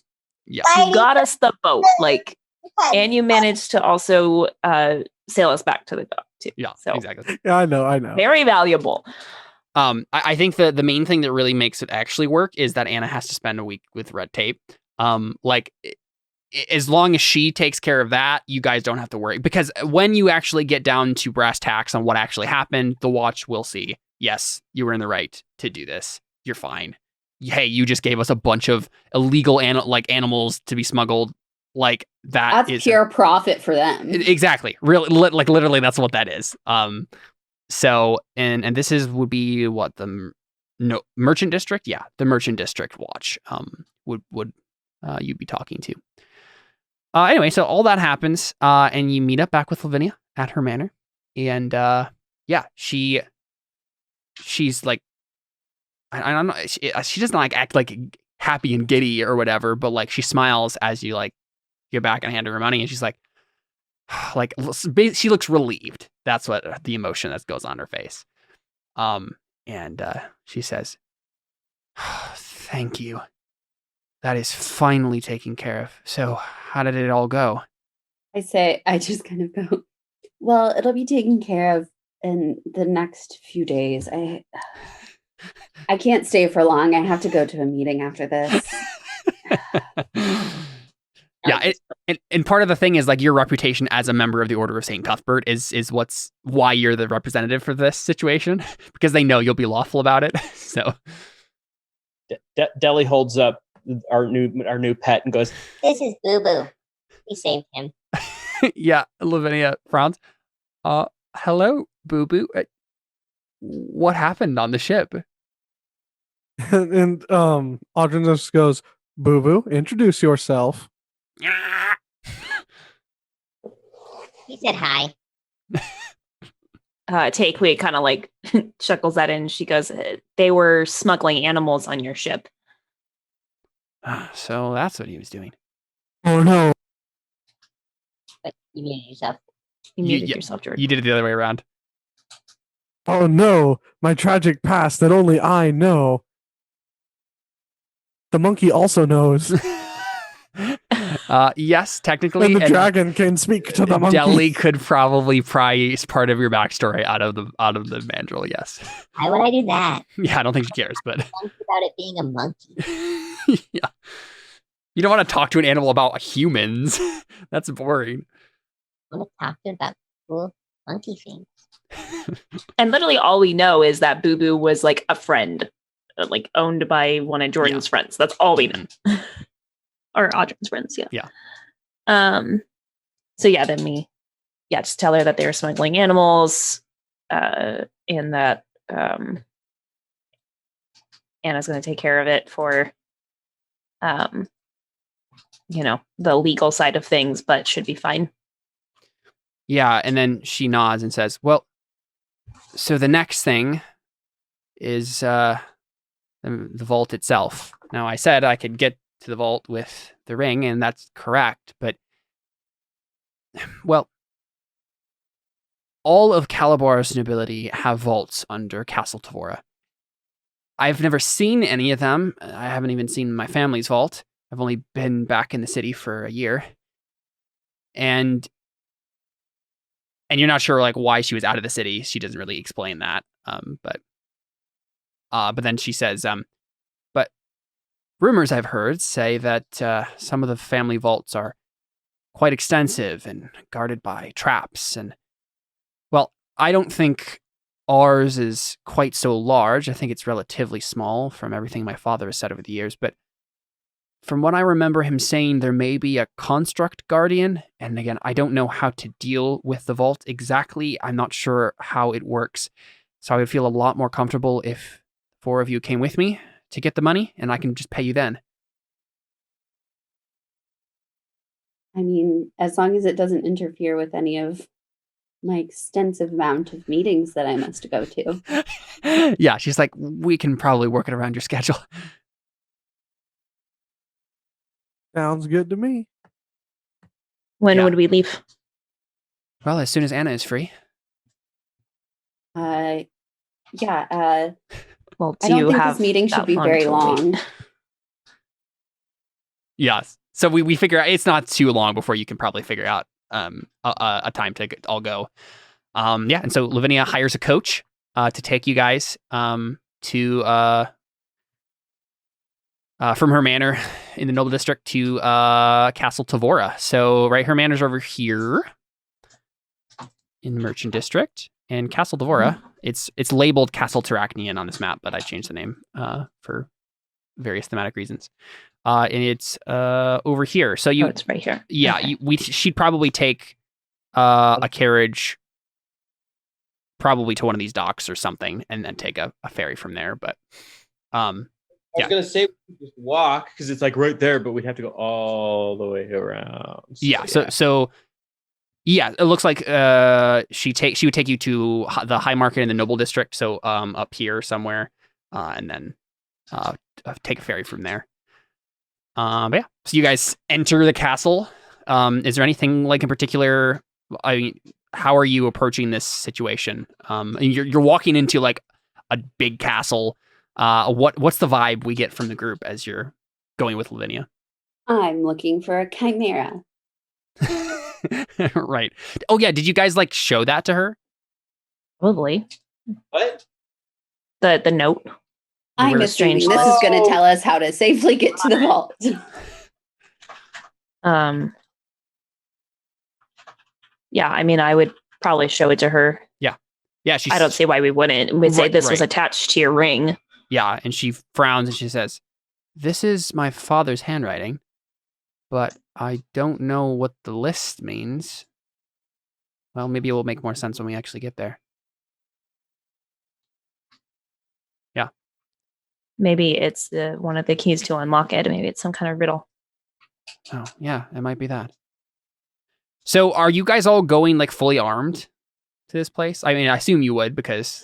I mean, if she was saying that there could be like traps and stuff like that, then yeah. Yeah, makes sense. Like, I am just trying to picture like the vibe of this is like we have this noblewoman who's like basically surrounded by bodyguards, right? I mean, I'm pretty much always fully armed in my clothing and a staff. Yes. Yeah, and I don't have armor either, so yeah. Real quick, I'm gonna change out what I have for my spells. What would actually be useful? Yeah, feel free. I think this would be the next day then, which means it's November 4th, correct? Mm-hmm. Yeah. I'm guessing more of offensive spells would be useful right now. I'm assuming we're not going to really have any animals to talk to. Mm-hmm. Yeah, and so for you guys' reference, November would be in the middle of the dry season in West Africa, so in this region. So not a whole lot of rain happening, but you know it's still tropical, so there's rain that happens. But a lot less like tropical storms and things around this time of year. Cool. So yeah, you guys get into the castle. I'm still thinking. So what would you guys think more offensive spells would be helpful right now, or I don't know. What do you guys think? I don't know. I have no idea what kind of spells you have. Well, I've got things like absorb elements, animal friendship, or like charm person. But I was currently my prepared spells that I'm having are healing word, ice knife, jump, and thunderwave. Jump because it might help solve puzzles. Thunderwave because it's AoE. Ice knife because it's another attack, and healing word because it's their only healing spell. Sure. Yeah, that seems fine to me too. Yeah, that sounds good. Actually, I can't cast ritual spells if I don't have them prepared, so I'm going to keep detect magic on. Okay. Yeah. What are you replacing that with? Ice knife. Yeah. Okay. That's. I have frostbite, which I can use, and I have thunderwave. So. There you go. Cool. Yeah. So, you don't spend a whole lot of time in the castle itself. Lavinia basically just stops to speak to a clerk, and she just like tells the clerk who she is, holds up the ring, and then the guy like nods and escorts you guys down a spiral staircase into a large circular chamber underneath the castle. And there are basically like over a dozen 5-foot wide hallways that radiate out from this central vault chamber. Each of these halls is like 10 feet long and ends at a single iron door, the entrance to one of the family vaults. So basically, Lavinia leads you down one of these, and gets to the door of the family vault. So there's like a solid looking iron door at the end of this, and the door is emblazoned with a simple rune, an hourglass interposed with what looks like maybe a hammer. You're not really sure the significance of it. Above the door in a flowing script on like a polished silver plaque, the name Vanderboren is listed. A single handle protrudes from the door just below a little circular depression that bears the same mark as the Vanderboren signet ring. So it looks like pretty obvious that she would put the ring in the little depression and it would open the door. If anyone wants to make, I don't know what anyone does when you just look at the door at that point, besides just Lavinia put the ring in, but anyone who wants to can make a history check to like try to figure out what the symbol is. It's not like the symbol of House Vanderboren, like. So. Sure. Does anybody else have a trained history? I have history trained. Yeah, so do I. What's yours? Mine is currently 5. Oh, you have a better history than me. I mean, could he do it with advantage if I'm like whispering to him, be like, yeah, for just like kind of figuring. We can crowdsource it. Go ahead. Yeah. If I'm whispering to him. I'm just like, that's what this means. 14 is not quite good enough. You do not understand the significance of the symbol. And I think Lavinia herself, just frowns and says, well, I don't recognize that symbol. Could I make a religion check? Would that help? No, you would not be able to figure it out from a religion check. Okay, I figured I'd try. Mm-hmm. Yep, so... Couldn't she make one anyway? She could make a religion check and then nothing would be revealed. It would just be like, wow, you got a good religion check. You know about God. Realize that this has nothing to do with religion. Exactly. She looks at it and is like, wow, there's nothing religiously significant about this symbol. Yeah. And I am very confident in saying that. Exactly. Yeah. Yeah, so or Lavinia, she rolls a nat 1 and then she's like, guys, I'm convinced this is like some religious some Muslim symbol. Like, yeah, I don't know. Yeah. Cool. So she puts the little signet ring in the little depression. The door slides open. The door flashes basically once with like blue light. It like swings open basically of its own accord on like creaking hinges. The way is open after that point, and I'll go ahead and drag you guys to map. Go away. Go away. How would you be entering the vault? Did we bring torches? Good question. I'll put some light on Lavinia and assume yes. I have a torch I could light. We'll I've got a hooded lantern. Lavinia's not planning on doing any fighting, so she'll hold a torch for you guys. Okay, thank you. Lovely. Okay, I would be willing to be one of the first. Yeah, I would assume I would also be willing to go in front. Yeah, so she opens the door and then like steps aside, like, okay, you guys go in if there's anything dangerous, like. Oh, I mean, my only thing is somebody with light would need to be behind me. Well, I can just have produce flame in my hand. Oh, perfect. So, yeah, what's the brightness on that? Good question.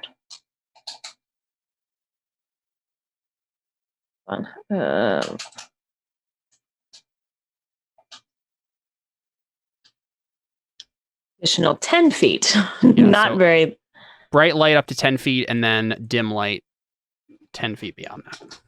Yeah. Which honestly, I think, the torch actually should probably emit more. I think the torch does more than my produce flame. Yeah, there you go. You should actually be able to see that much. Okay. Ooh.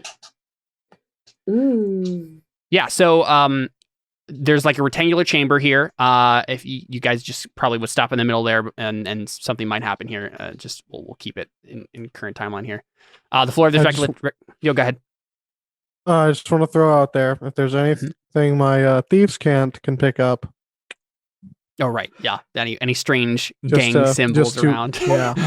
Just to keep us. There's a pair of tennis shoes tied to that pillar. Or druidic. Yeah. Mm-hmm. So yeah, rectangular chamber made of polished green marble. The room features these 4 marble pillars, and they're all carved to resemble coiling snakes. The ceiling bears a huge representation of that same hourglass symbol that was engraved on the door. I have a handout with the actual symbol too that I can give you guys. Boop, boop, boo. All of these handouts are courtesy of Carly. Thanks, Carls. Because she's awesome. Ooh. Yep. So that's the symbol you see on the door and on the top of the ceiling. Okay. It's more giant here, and basically once you guys get to that middle portion there, you hear like, I'm trying to think of how to describe it, like the clinking of like plates of iron probably, and from the side of the room slithers a giant like snake construct looking thing. So it's obviously made of iron, but it's like it slithers towards you guys, and let's make a initiative check for everybody. Oh, Now it's showing the. Oh, I think I found out. What is with these 7s? What the heck? Emily, if you put a plus, if you change your initiative modifier to +5 instead of just 5, I think that adds it. Oh, okay. Let's see. Oh, dang! I forgot to select my token. I saw mine's a. I was in the middle of things, then you brought up the Iron Cobra picture. Sorry. You got a 16? Okay. Yeah. No, Initiative is just dex bonus, right? Yeah, it is, yes. Unless you're like these guys, they also have. Behold my mighty 3 plus 1.13. Yeah, it's still better than the snake. Go ahead and roll for Lavinia too. Just so she's in the turn order here. It's a snake. It's a giant snake. Yeah, and Lavinia does. I think most of the nobles in the city, men or women, carry rapiers on them. And so she is carrying a rapier right now, but she doesn't look like she knows how to use it very well. So, it's just kind of a thing that people do in the city. If she happens to hold it and somebody charges at her with like a nat 1, they will stab themselves. Sure. Lavinia goes first. She doesn't do anything. She just waits. She readies her action to attack it if it comes near her. But she'll just more or less hold the torch up. She'll probably stand right here though, just so the light is where you can all see.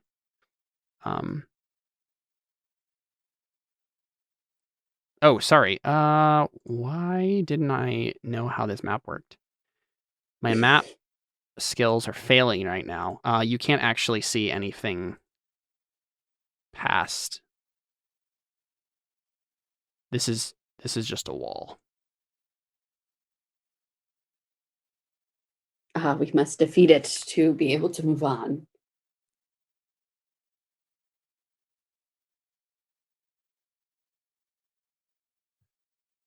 Cool. Yep, that's what she does. Deli, it's your turn. You see this iron cobra slithering out from the side. So that wall just appeared out of nowhere. Does that mean it's a wonder wall? I'm just going to cast something that, funny enough, Toity didn't have. Shillelagh. And I am going to just prepare an action if it gets close. So essentially, so what happens is you see Deli. She has her shield. I've mentioned. I don't know if I mentioned this during the last one because it never came up. But her shield. So I mentioned before she has a giant walk on her back. She uses that for cooking and also as a shield. And so what she also does is she pulls out the giant spoon and she kind of like her stomach rumbles and she concentrates on it, and you just see it kind of almost like grow a little bit and become a little more solid looking, and it's my way of casting Shillelagh. It's just the spoon becomes a magical spoon. Yeah, I'm getting very Queen of vibes from Final Fantasy IX. Don't know, and I'm the only one who knows who that is. Yeah, so you do that, Anna. Does this appear to be a basilisk? You can make a Arcana check to just figure out what it is. Okay. And this likely is not going to be great, but I will attempt. 14. It is not a basilisk. It's Old Man Jenkins. Yeah, basilisks don't look like this, and they are alive. Like, this is obviously like a metal construct. Cool. Well, in that case, I am going to walk right over here and hit it. Cool thing. Do it.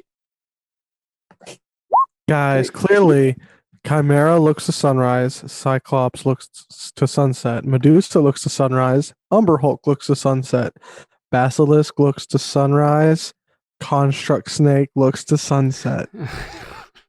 Sure. You miss. So you slam it, but it just doesn't break through. It's like iron. Then I'm going to use my bonus action to unarmed strike it. Cool. Kick it in the face. That 18. hits.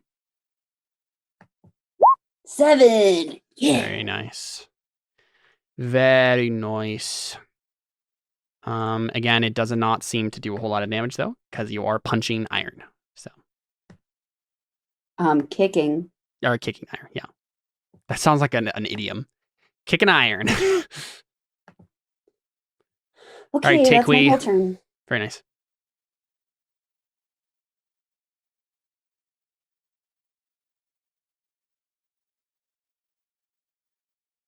You're muted if you're trying to say something. Sorry, I was just debating if I. Sorry, I was distracted. If I should do a produce flame or a or just a hammer attack. Let's see here. I'm guessing anything non-magical or like bludgeoning kind of damage is going to be it's resistant to. Mm-hmm. Right. That's why I was thinking, because I was like, if it didn't do that much damage with your bludgeoning, then I don't think my hammer would do as much damage. So I'm going to produce flame it. I don't like that we won't get the flanking, but I have a feeling Jordan will probably come up behind you and flank with you. So should be okay. All right. Produce flame. Go. Oh, that does not hit. Wait, hold on. Why is my modifier not on that? I don't know. It wouldn't have hit either way. I'll figure out why. Yeah. Because the modifier is like nanny boo boo. Nanny. Cool. Yep. So the flame just dances around the Iron Cobra. Audrin, it's your turn. All right. First, I'm going to move behind this neck.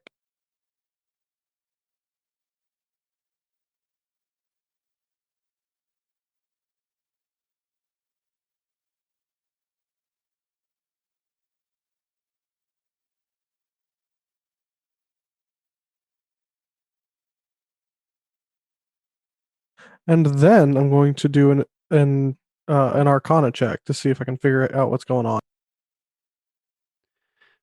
Arcana check to like what's your intent specifically? Well, my intent is to figure out if there's some, or it might be more investigation, but I basically want to figure out like, okay, there's this giant snake here.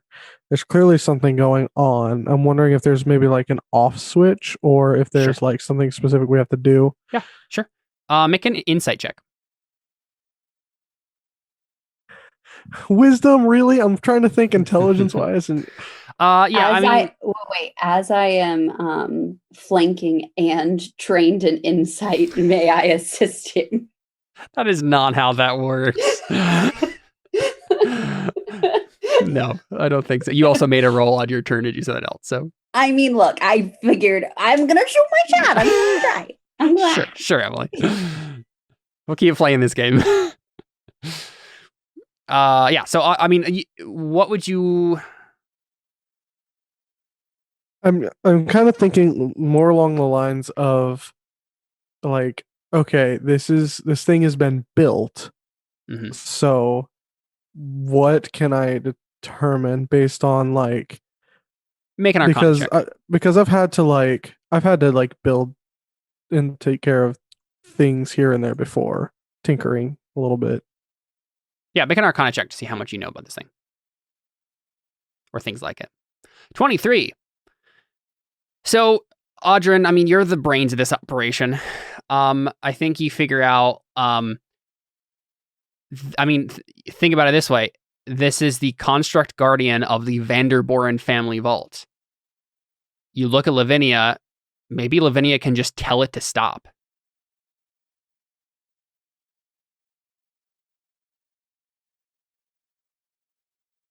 I turn to Lavinia and say, I think it's your pet. Do you want to tell it to stop? Do you do anything else on that turn?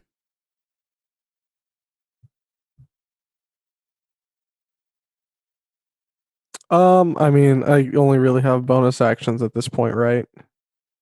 Well, you have your action still? Yeah, so we should figure that out right now. I did let Emily roll an Arcana and then attack, but I think in the rules, you when you make a roll like that, that is your action. The issue with that is that I feel like that limits some things, because I feel like in most times in combat, you guys are just going to want to keep hitting things if you have to choose between those two things. So yeah, go ahead. It's a matter of like Emily's Arcana check was to see like if it was a certain type of something, like just informate, like. Yeah, that's a fair point. It's the difference between do I know this thing offhand or can I figure this thing out? Let's make that delineation. I think it makes sense for Emily to make that roll and to say, is this a basilisk? Because I would know that, as opposed to Jordan looking around the room, looking at the Iron Cobra, trying to figure out the situation, and I think that should count as an action. That makes sense. I'm down with that. And it's kind of like the difference between perception and investigation. Sure. Yep. Mm-hmm. Right. It's a matter of, is this going to make a huge difference in the combat or not? Or do I just know this thing? Yeah. Yeah. Sure. Yep. So I think that is your action in this case. Cool. Sounds good. The thing is, it's Lavinia can only do that on her turn, so the Cobra will get a bite in at someone, and she'll go ahead and it doesn't have a gender, will attack Anna and miss horribly.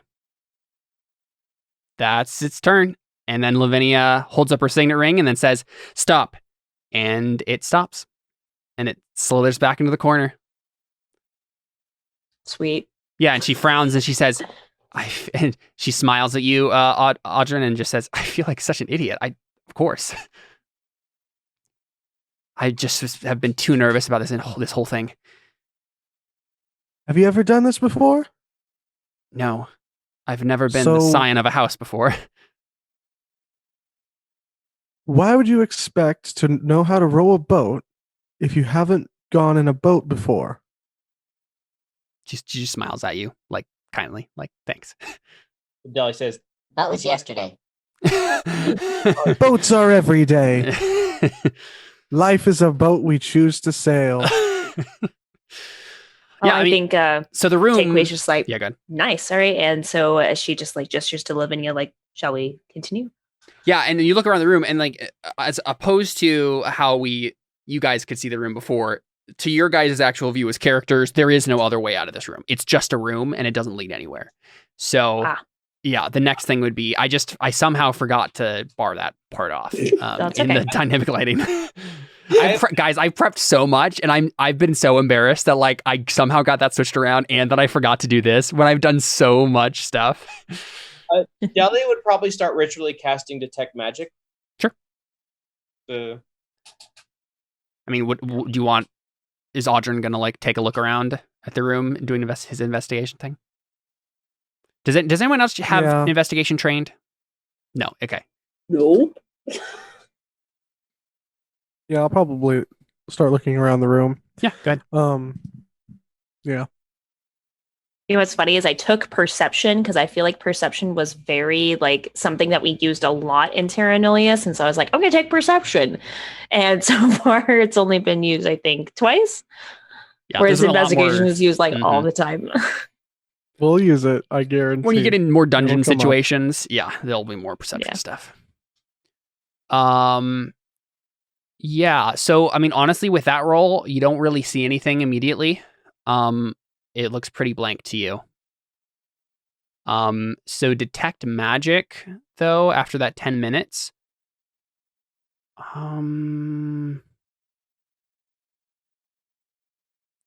Yeah, I guess this would have to be magical. Oh, I forgot to say how I use detect magic. Oh, yeah, go ahead.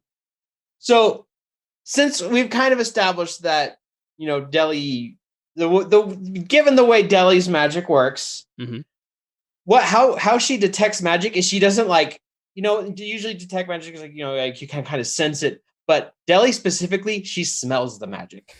So she kind of like how you remember the one thing in Avatar where the sheer shoe. Sheer shoe, yes, the sheer shoe, like it shows like how it can see it, like it see the sense. That's kind of how Deli senses the magic, where she's like, she kind of just can smell around, look around to see like where the magic is and stuff like that. And that's how she detects it. Yeah. So we see Deli sniffing around the room, like a bloodhound. And Yeah, Also, good. There's other things too, but I'll bring it up when that becomes relevant. But that's not the only way she detects magic. Wait, does my one thing have anything to do with this? No, this is the function of magic items.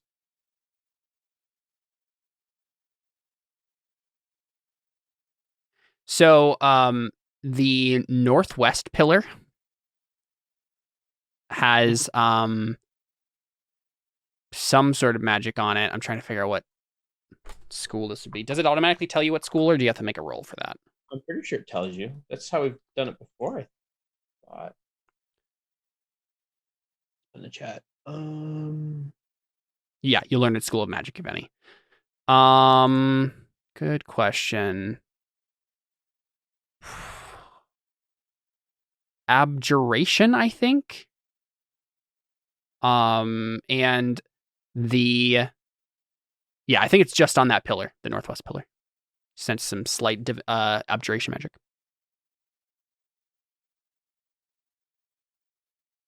So Deli's gonna kind of walk up to the northwest pillar, kind of be sniffing it around, going, guys, this one's weird. Something's up with this pillar. Yeah, and Audrey, if you want to roll an investigation check again, you can do so with advantage. To check it out. Yeah, I'll check out the smelly pillar. It doesn't smell. Are there like any symbols on the pillar? Or I guess that's what we're about to find out. Yeah, so there is a hidden switch on the pillar that you could trigger. You don't know what it does, but there's some sort of like there's writhing, coiling snakes designs on each of these pillars, and there's like one part of like a snake tail that actually is like a little switch that you can flip. Do you flip it? I think I mention the fact that there is a switch here, and I say, all right, everybody be prepared for anything. And I just flip it. Yeah, and the whole pillar starts to like animate, like this coiling snake starts to like writhe and whatever, like obviously magically. And then suddenly the wall behind you just slides into itself. Yeah, and you see beyond into a further chamber. That went about as good as that could have. Yeah, I mean it was remarkably simple, all things considered. Yeah, cool. So do you guys move beyond? Detect magic will be up for another 10 minutes. And it has a... I'm like, oh no, okay. I'm already okay. All right, I'm seeing the things, the creatures. Takui, would you like to make a perception check for me? Yes, I would. Oh yeah. You don't even get like scared by it. You recognize instantly they are all statues. No, that's what I figure. I figure these are the things that we need to arrange them in a certain way. Right. Yeah, I think you get that in all very instinctively. And so yeah, it's kind of like an octagonal room. Because like each of these are like little alcoves that have these statues in it. So the walls are kind of grooved like that. So yeah, there are 7 walls of the room besides, obviously the entrance doesn't have a wall to it, but they each have fantastically detailed statues of exotic monsters in threatening poses. So starting at the wall immediately to the west of the entrance to the room and moving clockwise, the carvings depict a tentacled monster shaped like a stalagmite with a glaring red eye and a mouthful of teeth, a looming dragon, a fish-like creature with 3 eyes and 4 tentacles, a 2-headed giant wielding a pair of immense clubs, a spherical creature with 4 eye stalks and a bulging central eye over a drooling maw, a gorilla-like beast with a fanged maw and 6 eyes, and finally a towering black spider with 7 eyes. Each monster's eyes consist of a glittering red stone. The ceiling above is only 10 feet high, with the now familiar hourglass symbol radiating out from the grooved pillar, though this version, instead of having a hammer interposed within the hourglass, has 4 hammers jutting out from each corner of the hourglass, with 2 more crossing the center. The hammers are black, save for the one pointing north from the center, which is red. And I have a handout for that, so obviously you'll be able to just see it. So this is like on the ceiling. You see that. Okay. And we somehow just know that the red one is pointing north. I mean, probably Deli could instantly know that because she's a druid. It's just a thing that she'd probably keep. It's a thing you'd probably keep track of at least. I'll take it. You're gonna give it to me. It's not that complicated to figure out what direction this is. Okay. So yeah, and so there's like a big pillar in the middle of the room, right? This grooved pillar. And then above it, like where the pillar reaches the ceiling, this symbol radiates out from it and has the 4 hammers coming out from the hourglass. Okay. Yeah, so Lavinia looks to you guys and then says like, well, there's obviously something going on here. So according to the paper, there's only 5 monsters on this paper. And are any of the monsters on the paper the actual monsters that are in front of us? Who has the best history or arcana? That I have that's Jordan. I have arcana. Jordan has a +5 to history, so I think I have a +4 to arcana. So I have a +5 to history and a +7 to arcana. Oh, you have +7 to arcana? How do you have a +7 to arcana? Expertise. Yeah. Rogues, man. Audrin, go ahead and make a arcana roll with advantage to figure out what all these monsters are. 22, yeah. Okay, so yes, none of these monsters are the same monsters on the list. I was worried I didn't know what one of these monsters on the list were. I'm like, I'm pretty sure. I think you figured out, Audrin, the name of these monsters. You've heard them in legends of one sort or another. This is a roper. This is a red dragon. This is an aboleth. That's probably the rarest one. You only heard about them in legends, never seen one. That's an etin. This is a what's called a spectator. It's a type of beholder. Can you go back to the wormy person? Yeah, this is a roper. No, the one above the dragon. The third one. Aboleth.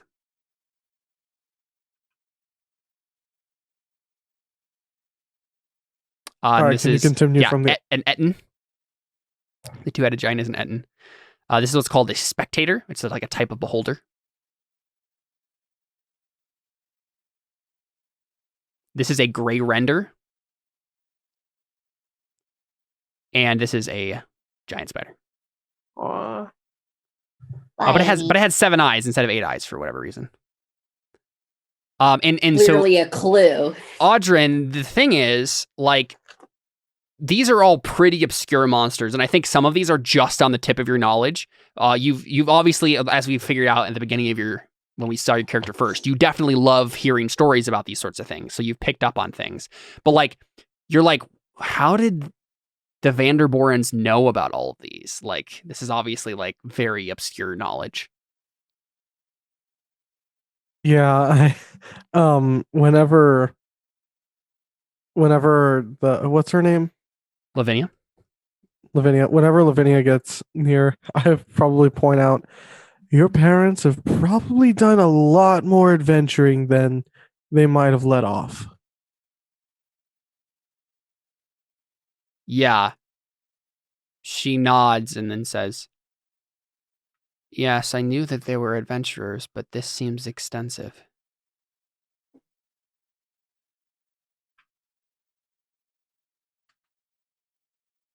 Yeah.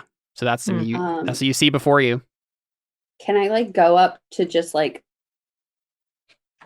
the statue on the roper statue and just see like, can I turn it and move it easily?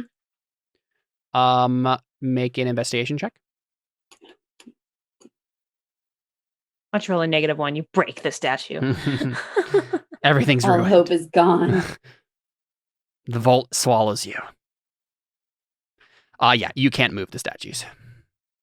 So it must be we have to move that hourglass, right? Because one of them is red. Yeah, anyone can make an investigation check on like the room itself and the pillar and. Yeah, 10 doesn't reveal too much.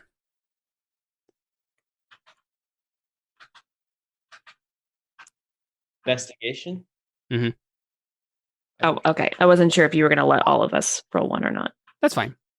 Yeah, Deli, you figure it out, and you should explain why you figure it out, and Audrin doesn't. But you figure out that the pillar actually, the groove pillar in the room center is an immense stone tumbler that can be rotated in both directions. And when you rotate the pillar, the red hammer moves.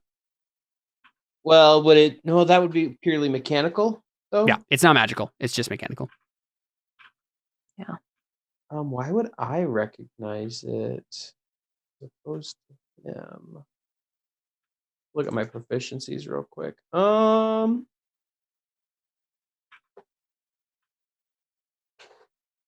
Maybe it's just due to my background. I'm used to seeing things with lots of gears and whatnot. So I'm like, yeah, let's just say there was some sort of thing like this in the circus, right? Yeah, it looks like kind of reminds me of a Ferris wheel. Yeah, not a Ferris wheel, carousel. Some magical version of a carousel that this circus had. Yeah, sure. Yeah, and the thing is different about this one is the pillar doesn't rotate smoothly. It clicks in its socket as it rotates 8 times in the course of a single revolution. So the question is, do we just turn it and try each one, or is there like some sort of combination that we have? You said that each of them had a red marking on them, correct? Each of the eyes on the statues were made of like a glittering red gem. Do they all have different numbers of eyes? Like 1, 2, 3, 4, 5, 6, 7? Yes, they do. The roper has 1 eye. The dragon has 2 eyes. The fish-like creature, the aboleth, has 3 eyes. The 2-headed giant has 4 eyes. The spectator beholder thing has 4 eye stalks and a bulging central eye, so 5 eyes. The gray render has 6 eyes, and the black spider has 7 eyes. So should we turn it where it like goes 1, 2, 3, 4, 5, 6 in that order? For pointing the arrow. Try. We do that. My guess is that I think I know what it is. Mhm. So my guess is that the red arrow symbolizes north. So we have to turn each of these, or we have to turn this back and forth in the order that makes the first one as if it were looking towards the east, and then the next one looking toward as if it were towards the west, and back and forth. Thing is, though, there's 5 things on the list, but No, but it's the same pattern. It's sunrise, sunset, sunrise, sunset. So it just goes all the way to 7. Maybe. I don't think the list has anything to do with this room. I think that's going to be later. Okay. Jordan, you're literally 1 step away from figuring out the whole thing. Oh, but all right. Cyclops is sunset, and Cyclops only has 1 eye. So wait, Chimera's 3, Cyclops is 1, Medusa. Never mind. Medusa might be 7. What's an umbilical look like? I want to look it up, but is that cheating? Hi. Yes. Okay. You can make an Arcana check to know, but because a chimera. Wait. So do we need to do it in the order where like however many eyes the chimera has That's what is the first one that we do, and that one has to be pointing east. Then the 1 eye thing has to be pointing west after that. Then the Medusa one, which I'm guessing is 2 eyes, has to be pointing east. Like that? do you do that? Yeah. Yep, that works. Yeah, and Jordan, you specifically got it right away. Like it's the directional north thing. It's so that wherever north is now, then it's as if the monster was looking sunrise or sunset. Yeah. Yeah. The only thing you were missing was the connection between the eyes. So good job. Yeah, and it makes sense. It makes sense that Audrin would like pick up on that. And then Anna gives him the last piece of like the connection between the eyes. I mean, like the moment that we had the movable statues and then we had the compass thing, I'm like, oh, clearly like something's got to turn. Yeah. And it's going to be like. Yeah. And I think probably what happens is when you guys are like talking about this, Deli probably does bring up like, ooh, Medusa, like how many eyes does a Medusa have? And Anna's like, Yeah, I think it's only 2. And then Audrin, I think you literally say, because of that 22 on Arcana, you're like, yeah, it's only 2. All of the Medusa's snake eyes are blind, actually. Like, you just happen to know that random piece of information. Yeah. I'm just next to Lavinia, just like, they're figuring it out. I'm the leader. Didn't I make tell such them a what good to team? do. Exactly. Yeah. And so when the correct combination for the immense safe is 6 east, 1 west, 2 east, 4 west, 2 east. Right? So the number of eyes and where the directional is now making the monster point. When the combination is entered, the entire room rumbles as the 5 alcoves around there's actually 5 little alcoves around the pillar. And they rumble as they basically open up these places for where, like, obviously treasure chests are. It's probably more extensive. Actually, you know what it probably is? It's 5 of these monster things just flip around. They just suddenly turn around. And there's like alcoves on the other sides of them. So yeah, there's like 20 chests amongst the 5 alcoves here. So I guess Lavinia asks for your help in like opening all of them and like figuring out how much money she has.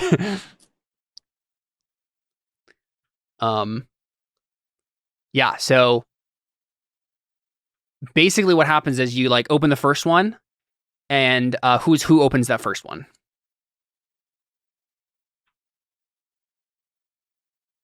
I think Lavinia should have the Lavinia the honor of opening the first one. Opening up the first chest, obviously. Sounds good. Yeah, and she smiles and like I says, I couldn't have done this without you all. Thank you very much.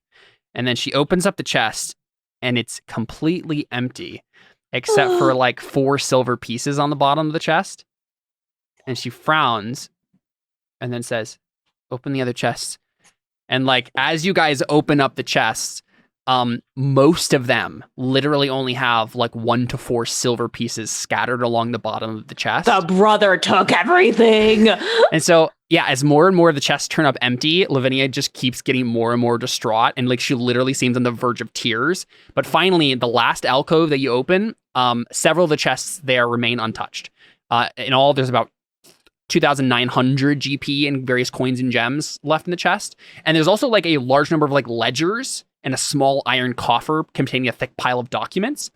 And as she like starts to look through them, like she was literally about to burst into tears before like you got to this, and she calms down a little bit and then like starts looking through the documents. Bonds.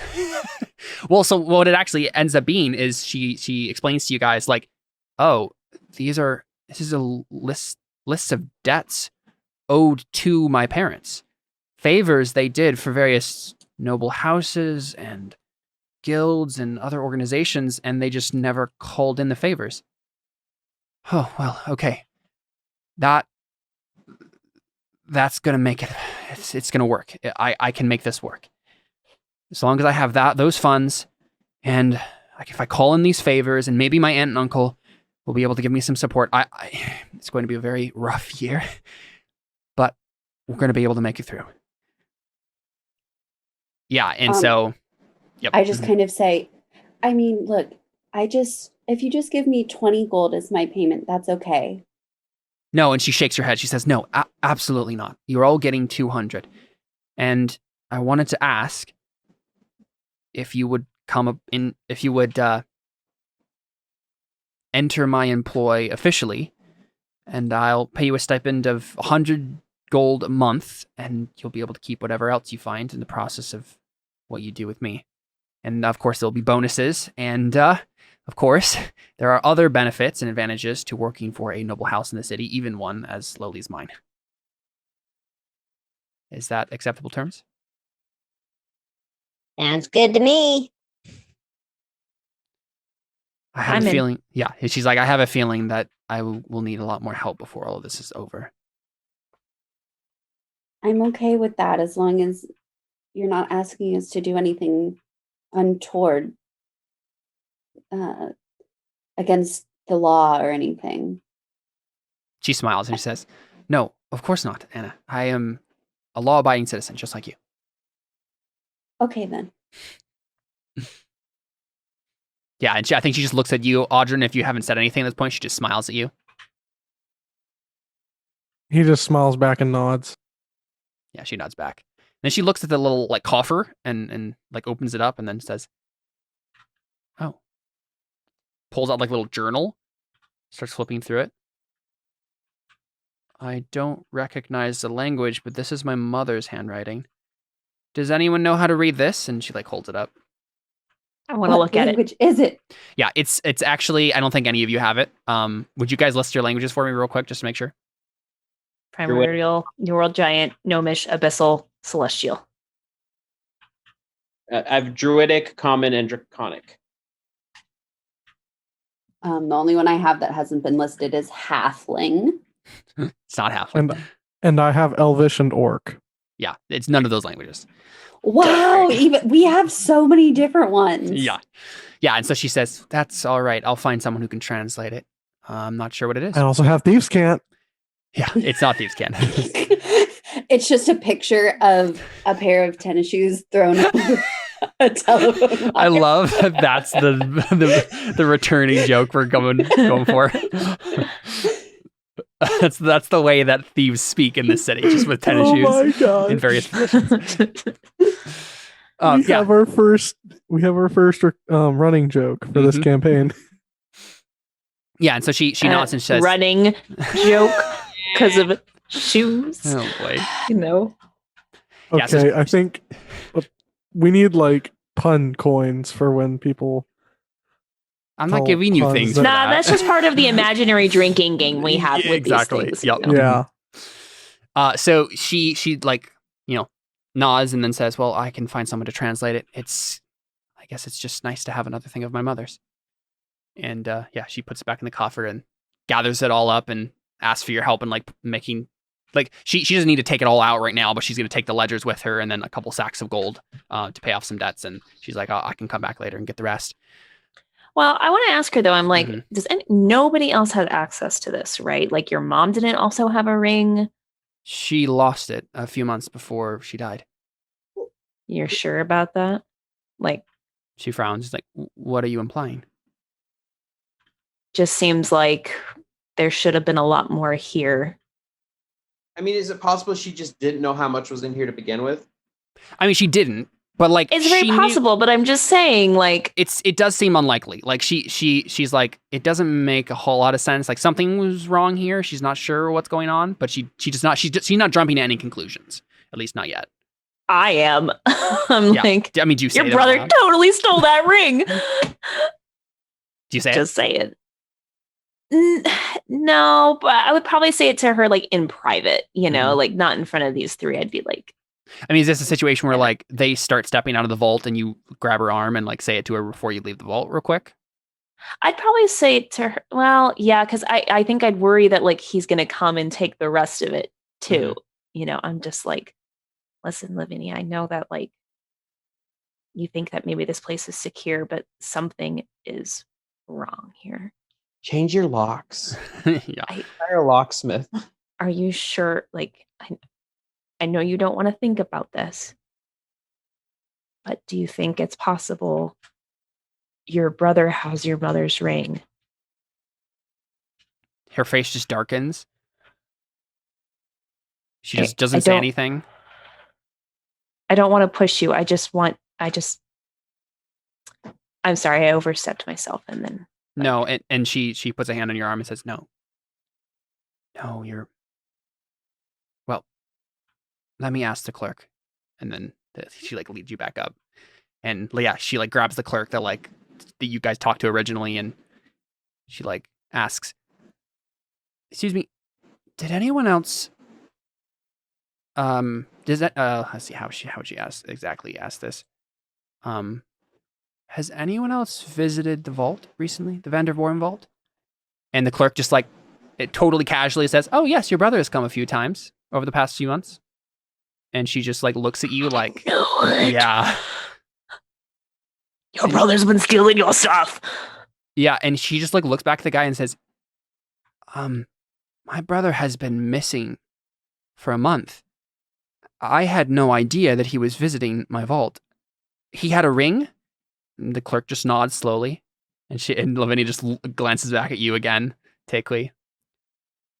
And she says, "Please, if my brother does come again, don't let him access the vault. Come get me." And the clerk nods slowly. It's like, "I'm sorry, my lady. I recognized him as a Vanderboren, and he had to ring." And she holds up a hand. I know. It's not your fault. Just let me know if he tries to come again, okay? All right.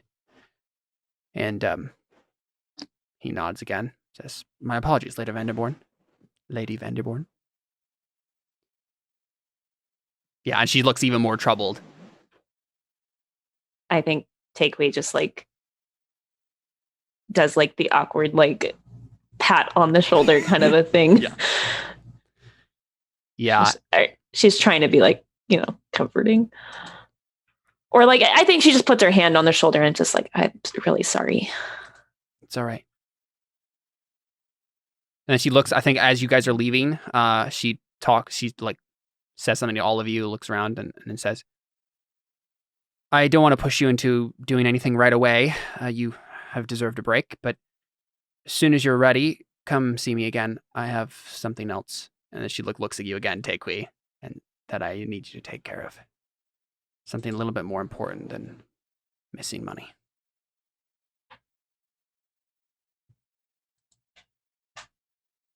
Yeah, that's probably where we close our session. Actually, there's one more thing that I want to do. Mm-hmm, sure.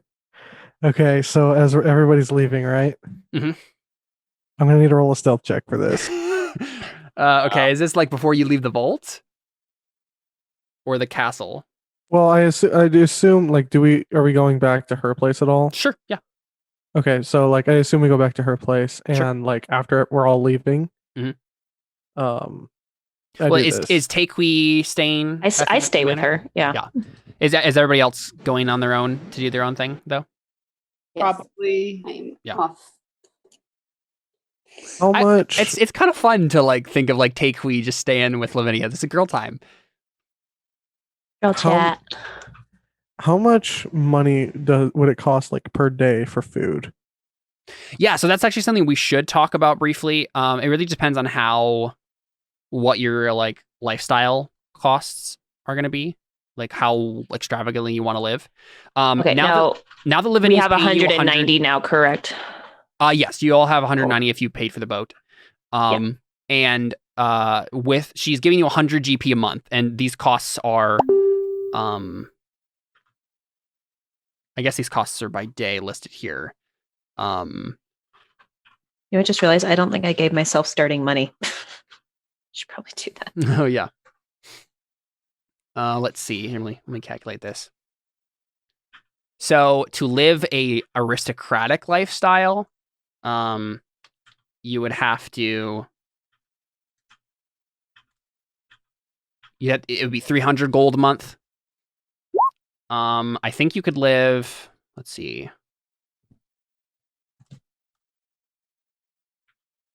You could live a comfortable lifestyle on what Lavinia gives you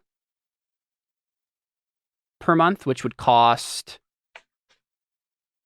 60 GP a month, and that would include lodging and food for the whole month.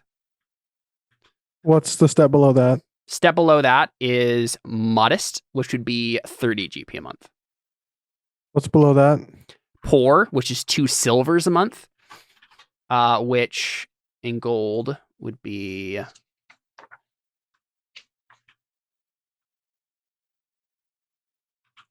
Never mind, I used all my starting gold. Exactly. would be 6 GP a month to do poor. 6 gold a month to do poor? Yeah, which is a poor lifestyle means going without the comforts available in a stable community, simple food and lodgings, threadbare clothing, and unpredictable conditions in a sufficient, though probably unpleasant experience. Now, but Jordan wants to join the guild, though. How much would he have to pay if he's in the guild? It would be, to do the normal, like, 10% you're supposed to do, it would be 10% of what you make. And then you get that +1. If you don't give at least 10%, then you get a -1 on your affiliation score. So it's expected to have like a regular donation to the guild. But if you give the donation, then does that cover?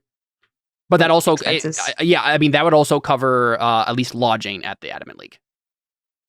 Okay, so what is that looking like for me for costs? So it would be 10% of whatever you make. So I guess 10 gold a month plus a 10% of like your treasure earnings. And that's food and lodging? I think it's usually just lodging at Adamant League, but you could probably just pay them a little bit more. No, So could I do like let's say that includes food. That's fine. If you wanted to. Okay. Yeah, because if you're giving beyond the, you're fine. We get like monthly coupons. Like, okay, this is good at this store. Yeah. They probably have like a cook there. So 10 gold a month for that? Mm-hmm. Yep. Okay, and plus like 10% of whatever treasure you earned on that. So like today we need to give 20, right? Because we technically earned that much. Yes. Good. Yeah. Mm-hmm. Does I'm confused. I'm pretty sure all of my lodging and food is taken care of. Yes, because you do the work for the guild. Yeah. Mm-hmm. And that's what I was going to ask: is do I have to pay stuff for? You do not. Yep. Okay. You're totally taken care of by the Order of Saint Cuthbert.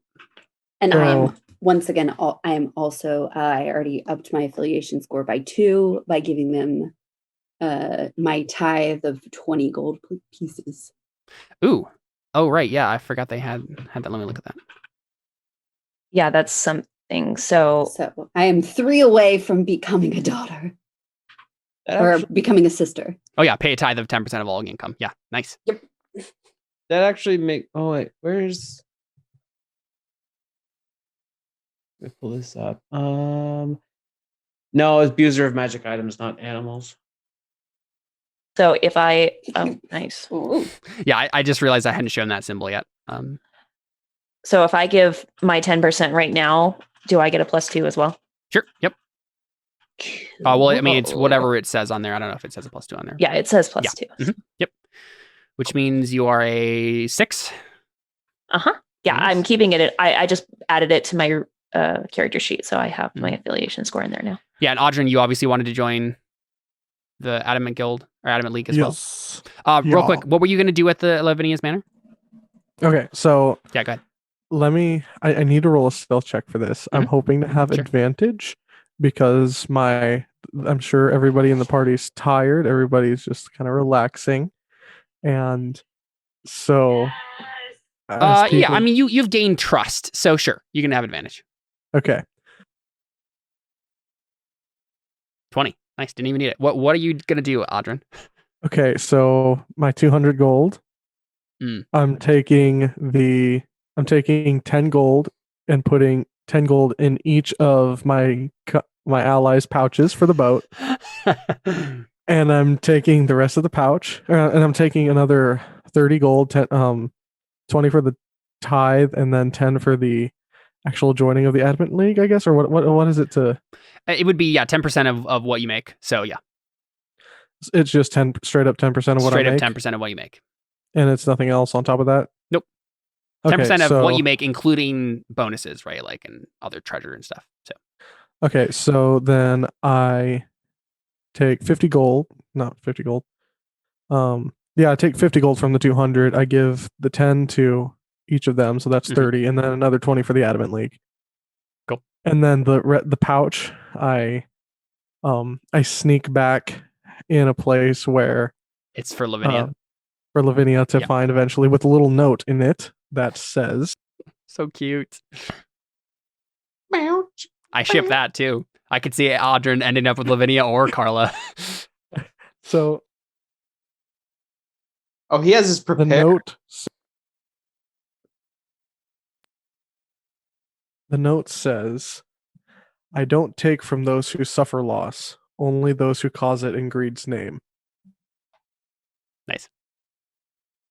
Yeah, so like, I'll take your money to like live, to like get by, but I'm not gonna. Yeah, pretty much. Sounds good. Cool. Yeah, and that's why that's actually why he didn't stay in the manor the other night, because he's like, I'm not gonna mooch off of this person. I'm gonna let them do their thing. Not to mention, whoa. Not to mention, if I were to be here, it would put them in danger.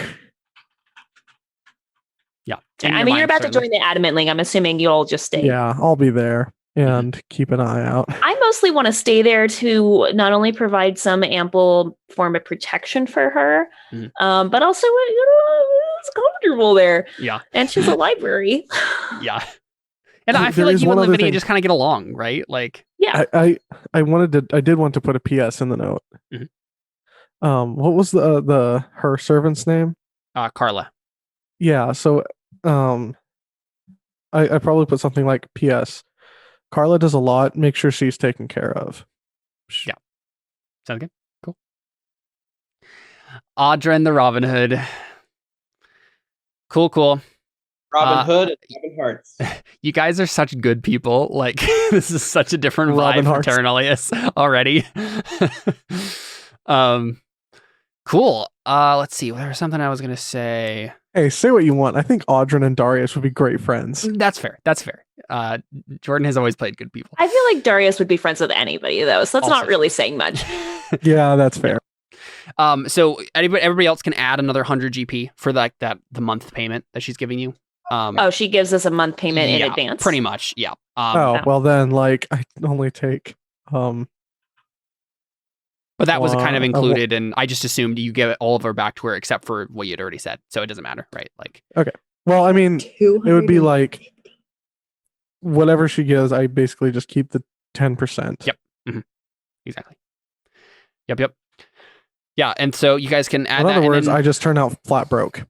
Yeah, and for the rest of you, like honestly, like Takehui, you can just assume that she's paying for your food and lodging. In that, like, don't worry about just don't worry about adding anything else to that, or subtracting anything else from that. You can just get that 100, and then she'll. I think she makes food a lot easier. We'll have to worry about that if we go travel and whatnot, but yeah, and she honestly, I think she like over the next couple days or however long, like you realize that like she really likes having you there because she likes talking to someone who like she feels is more like she can talk to Carla, but Carla's her servant, and like there's still like a divide there. Even if Lavinia doesn't want there to be, like Carla will never like be I ain't no peasant. Yeah. But she feels like she has a Fire Genasi peasant. A camaraderie with you, and she likes having you around to just talk to you. Yeah, cool. So the only other thing I want maybe to do is, Audrey, real quick, I guess, because I'd hate for you to have to do a whole thing to like be part of the Adamant League. Let's get you in the Adamant League. So you have a sailor explorer type background. I don't think you have the ability to read in 3 dead or obscure languages, so no extra +1 there. You're trained in history. You pay 10% of your income in guild dues every month. The other thing to note about this is if you provide continual report on most activities to the affiliation, which is basically like, did you learn anything new about a monster, a place, anything explorer type thing? If you give that to the affiliation, you get another +1. If you do that continually, that's doubled if you as the player actually write it out in a journal like your character would. I'll give you an additional +1 beyond that. Other than that, I think that's all you would get. So you would either get 1, 2, 3, 4.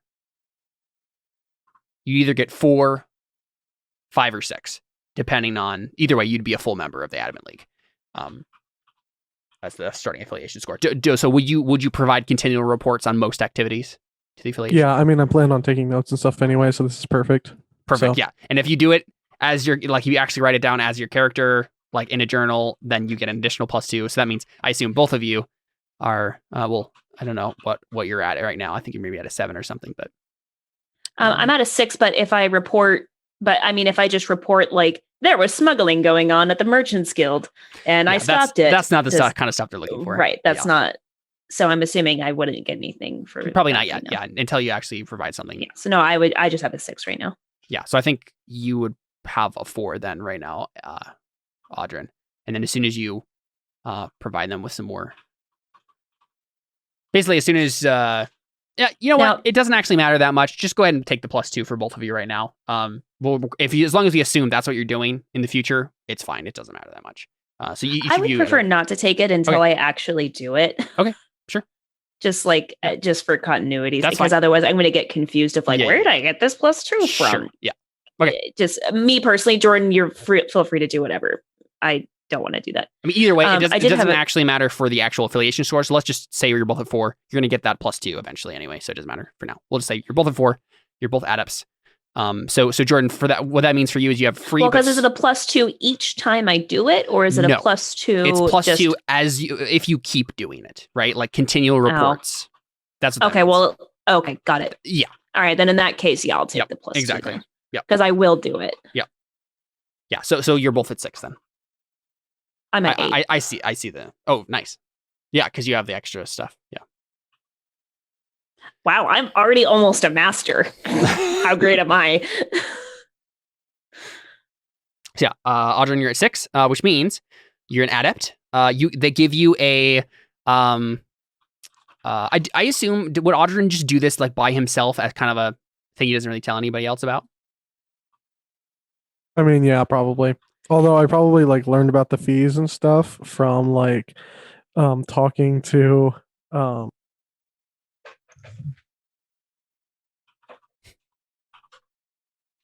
Takui and just like say my character. Yeah. I'm like because I don't mind saying I'm from the Adamant. Like I have the ring. You have the ring now. Yeah. Like, well, yeah. So like she's talking about all this, and Audrey's doing his like, oh really? Tell me more about that. Can I roll a luck save to see if I come and pay my dues when he's there? Sure. Yeah. Is that okay, Jordan? Yeah. Yeah, that's fine. I just think it'd be funny more than anything else. Like, all right. No. You don't, but also, like, I assume, Audrey, would you wear the ring, or would you not wear the ring all the time? I'd probably wear the ring backwards. So it looks just like a regular ring. I mean, make a perception check for me. All right. Yeah. You notice that he has the adamant ring on. I don't say anything. I'm just like, okay. Yep. So you get that ring, and if you show that ring to any adamant lodge, you get free but Spartan accommodations at that lodge. So food and board, and room and board rather. Advantage on, and you also get advantage on history checks when you're at the lodge using their like library and resources. So if you ever want to do some research, look up something, you can go to the lodge and look through their library. Caleb, I realized for Delhi, I did go on a mission to recover a unique magic item. So technically, I think. Does that count with the ring? Oh, yeah. I think that might. Let's look at it again. It just says go on a mission to recover a unique magic item. Sure. Yep. And you can only get that once a month, but you get the +1 for this month. Yep. Cool. Sweet. Yep. I think I'm at 6 now then. Yeah, so you probably just have to explain it to one of the poobas of the group, and just be like, yeah, is this one of the magical rings that the nobility used to do it, and then explain a little bit about it, and they'd be like, oh, that's cool. Good stuff. All right, cool. Let's go ahead and end there, and then we'll go on to an after show, give out XP, and talk briefly about the game. Thanks for playing, guys. Fun stuff. We won't be back next week because Alyssa will be gone, but we'll do something. Sorry. We'll do your one-shot thing, Seth. That should be fun, and roll for shoes. And then we'll be back after that with another session of Terra Invicta. Stick around for an after show if you're a patron. Well, I mean, you can't watch right now, but you can watch later. So we're out for now. Adios.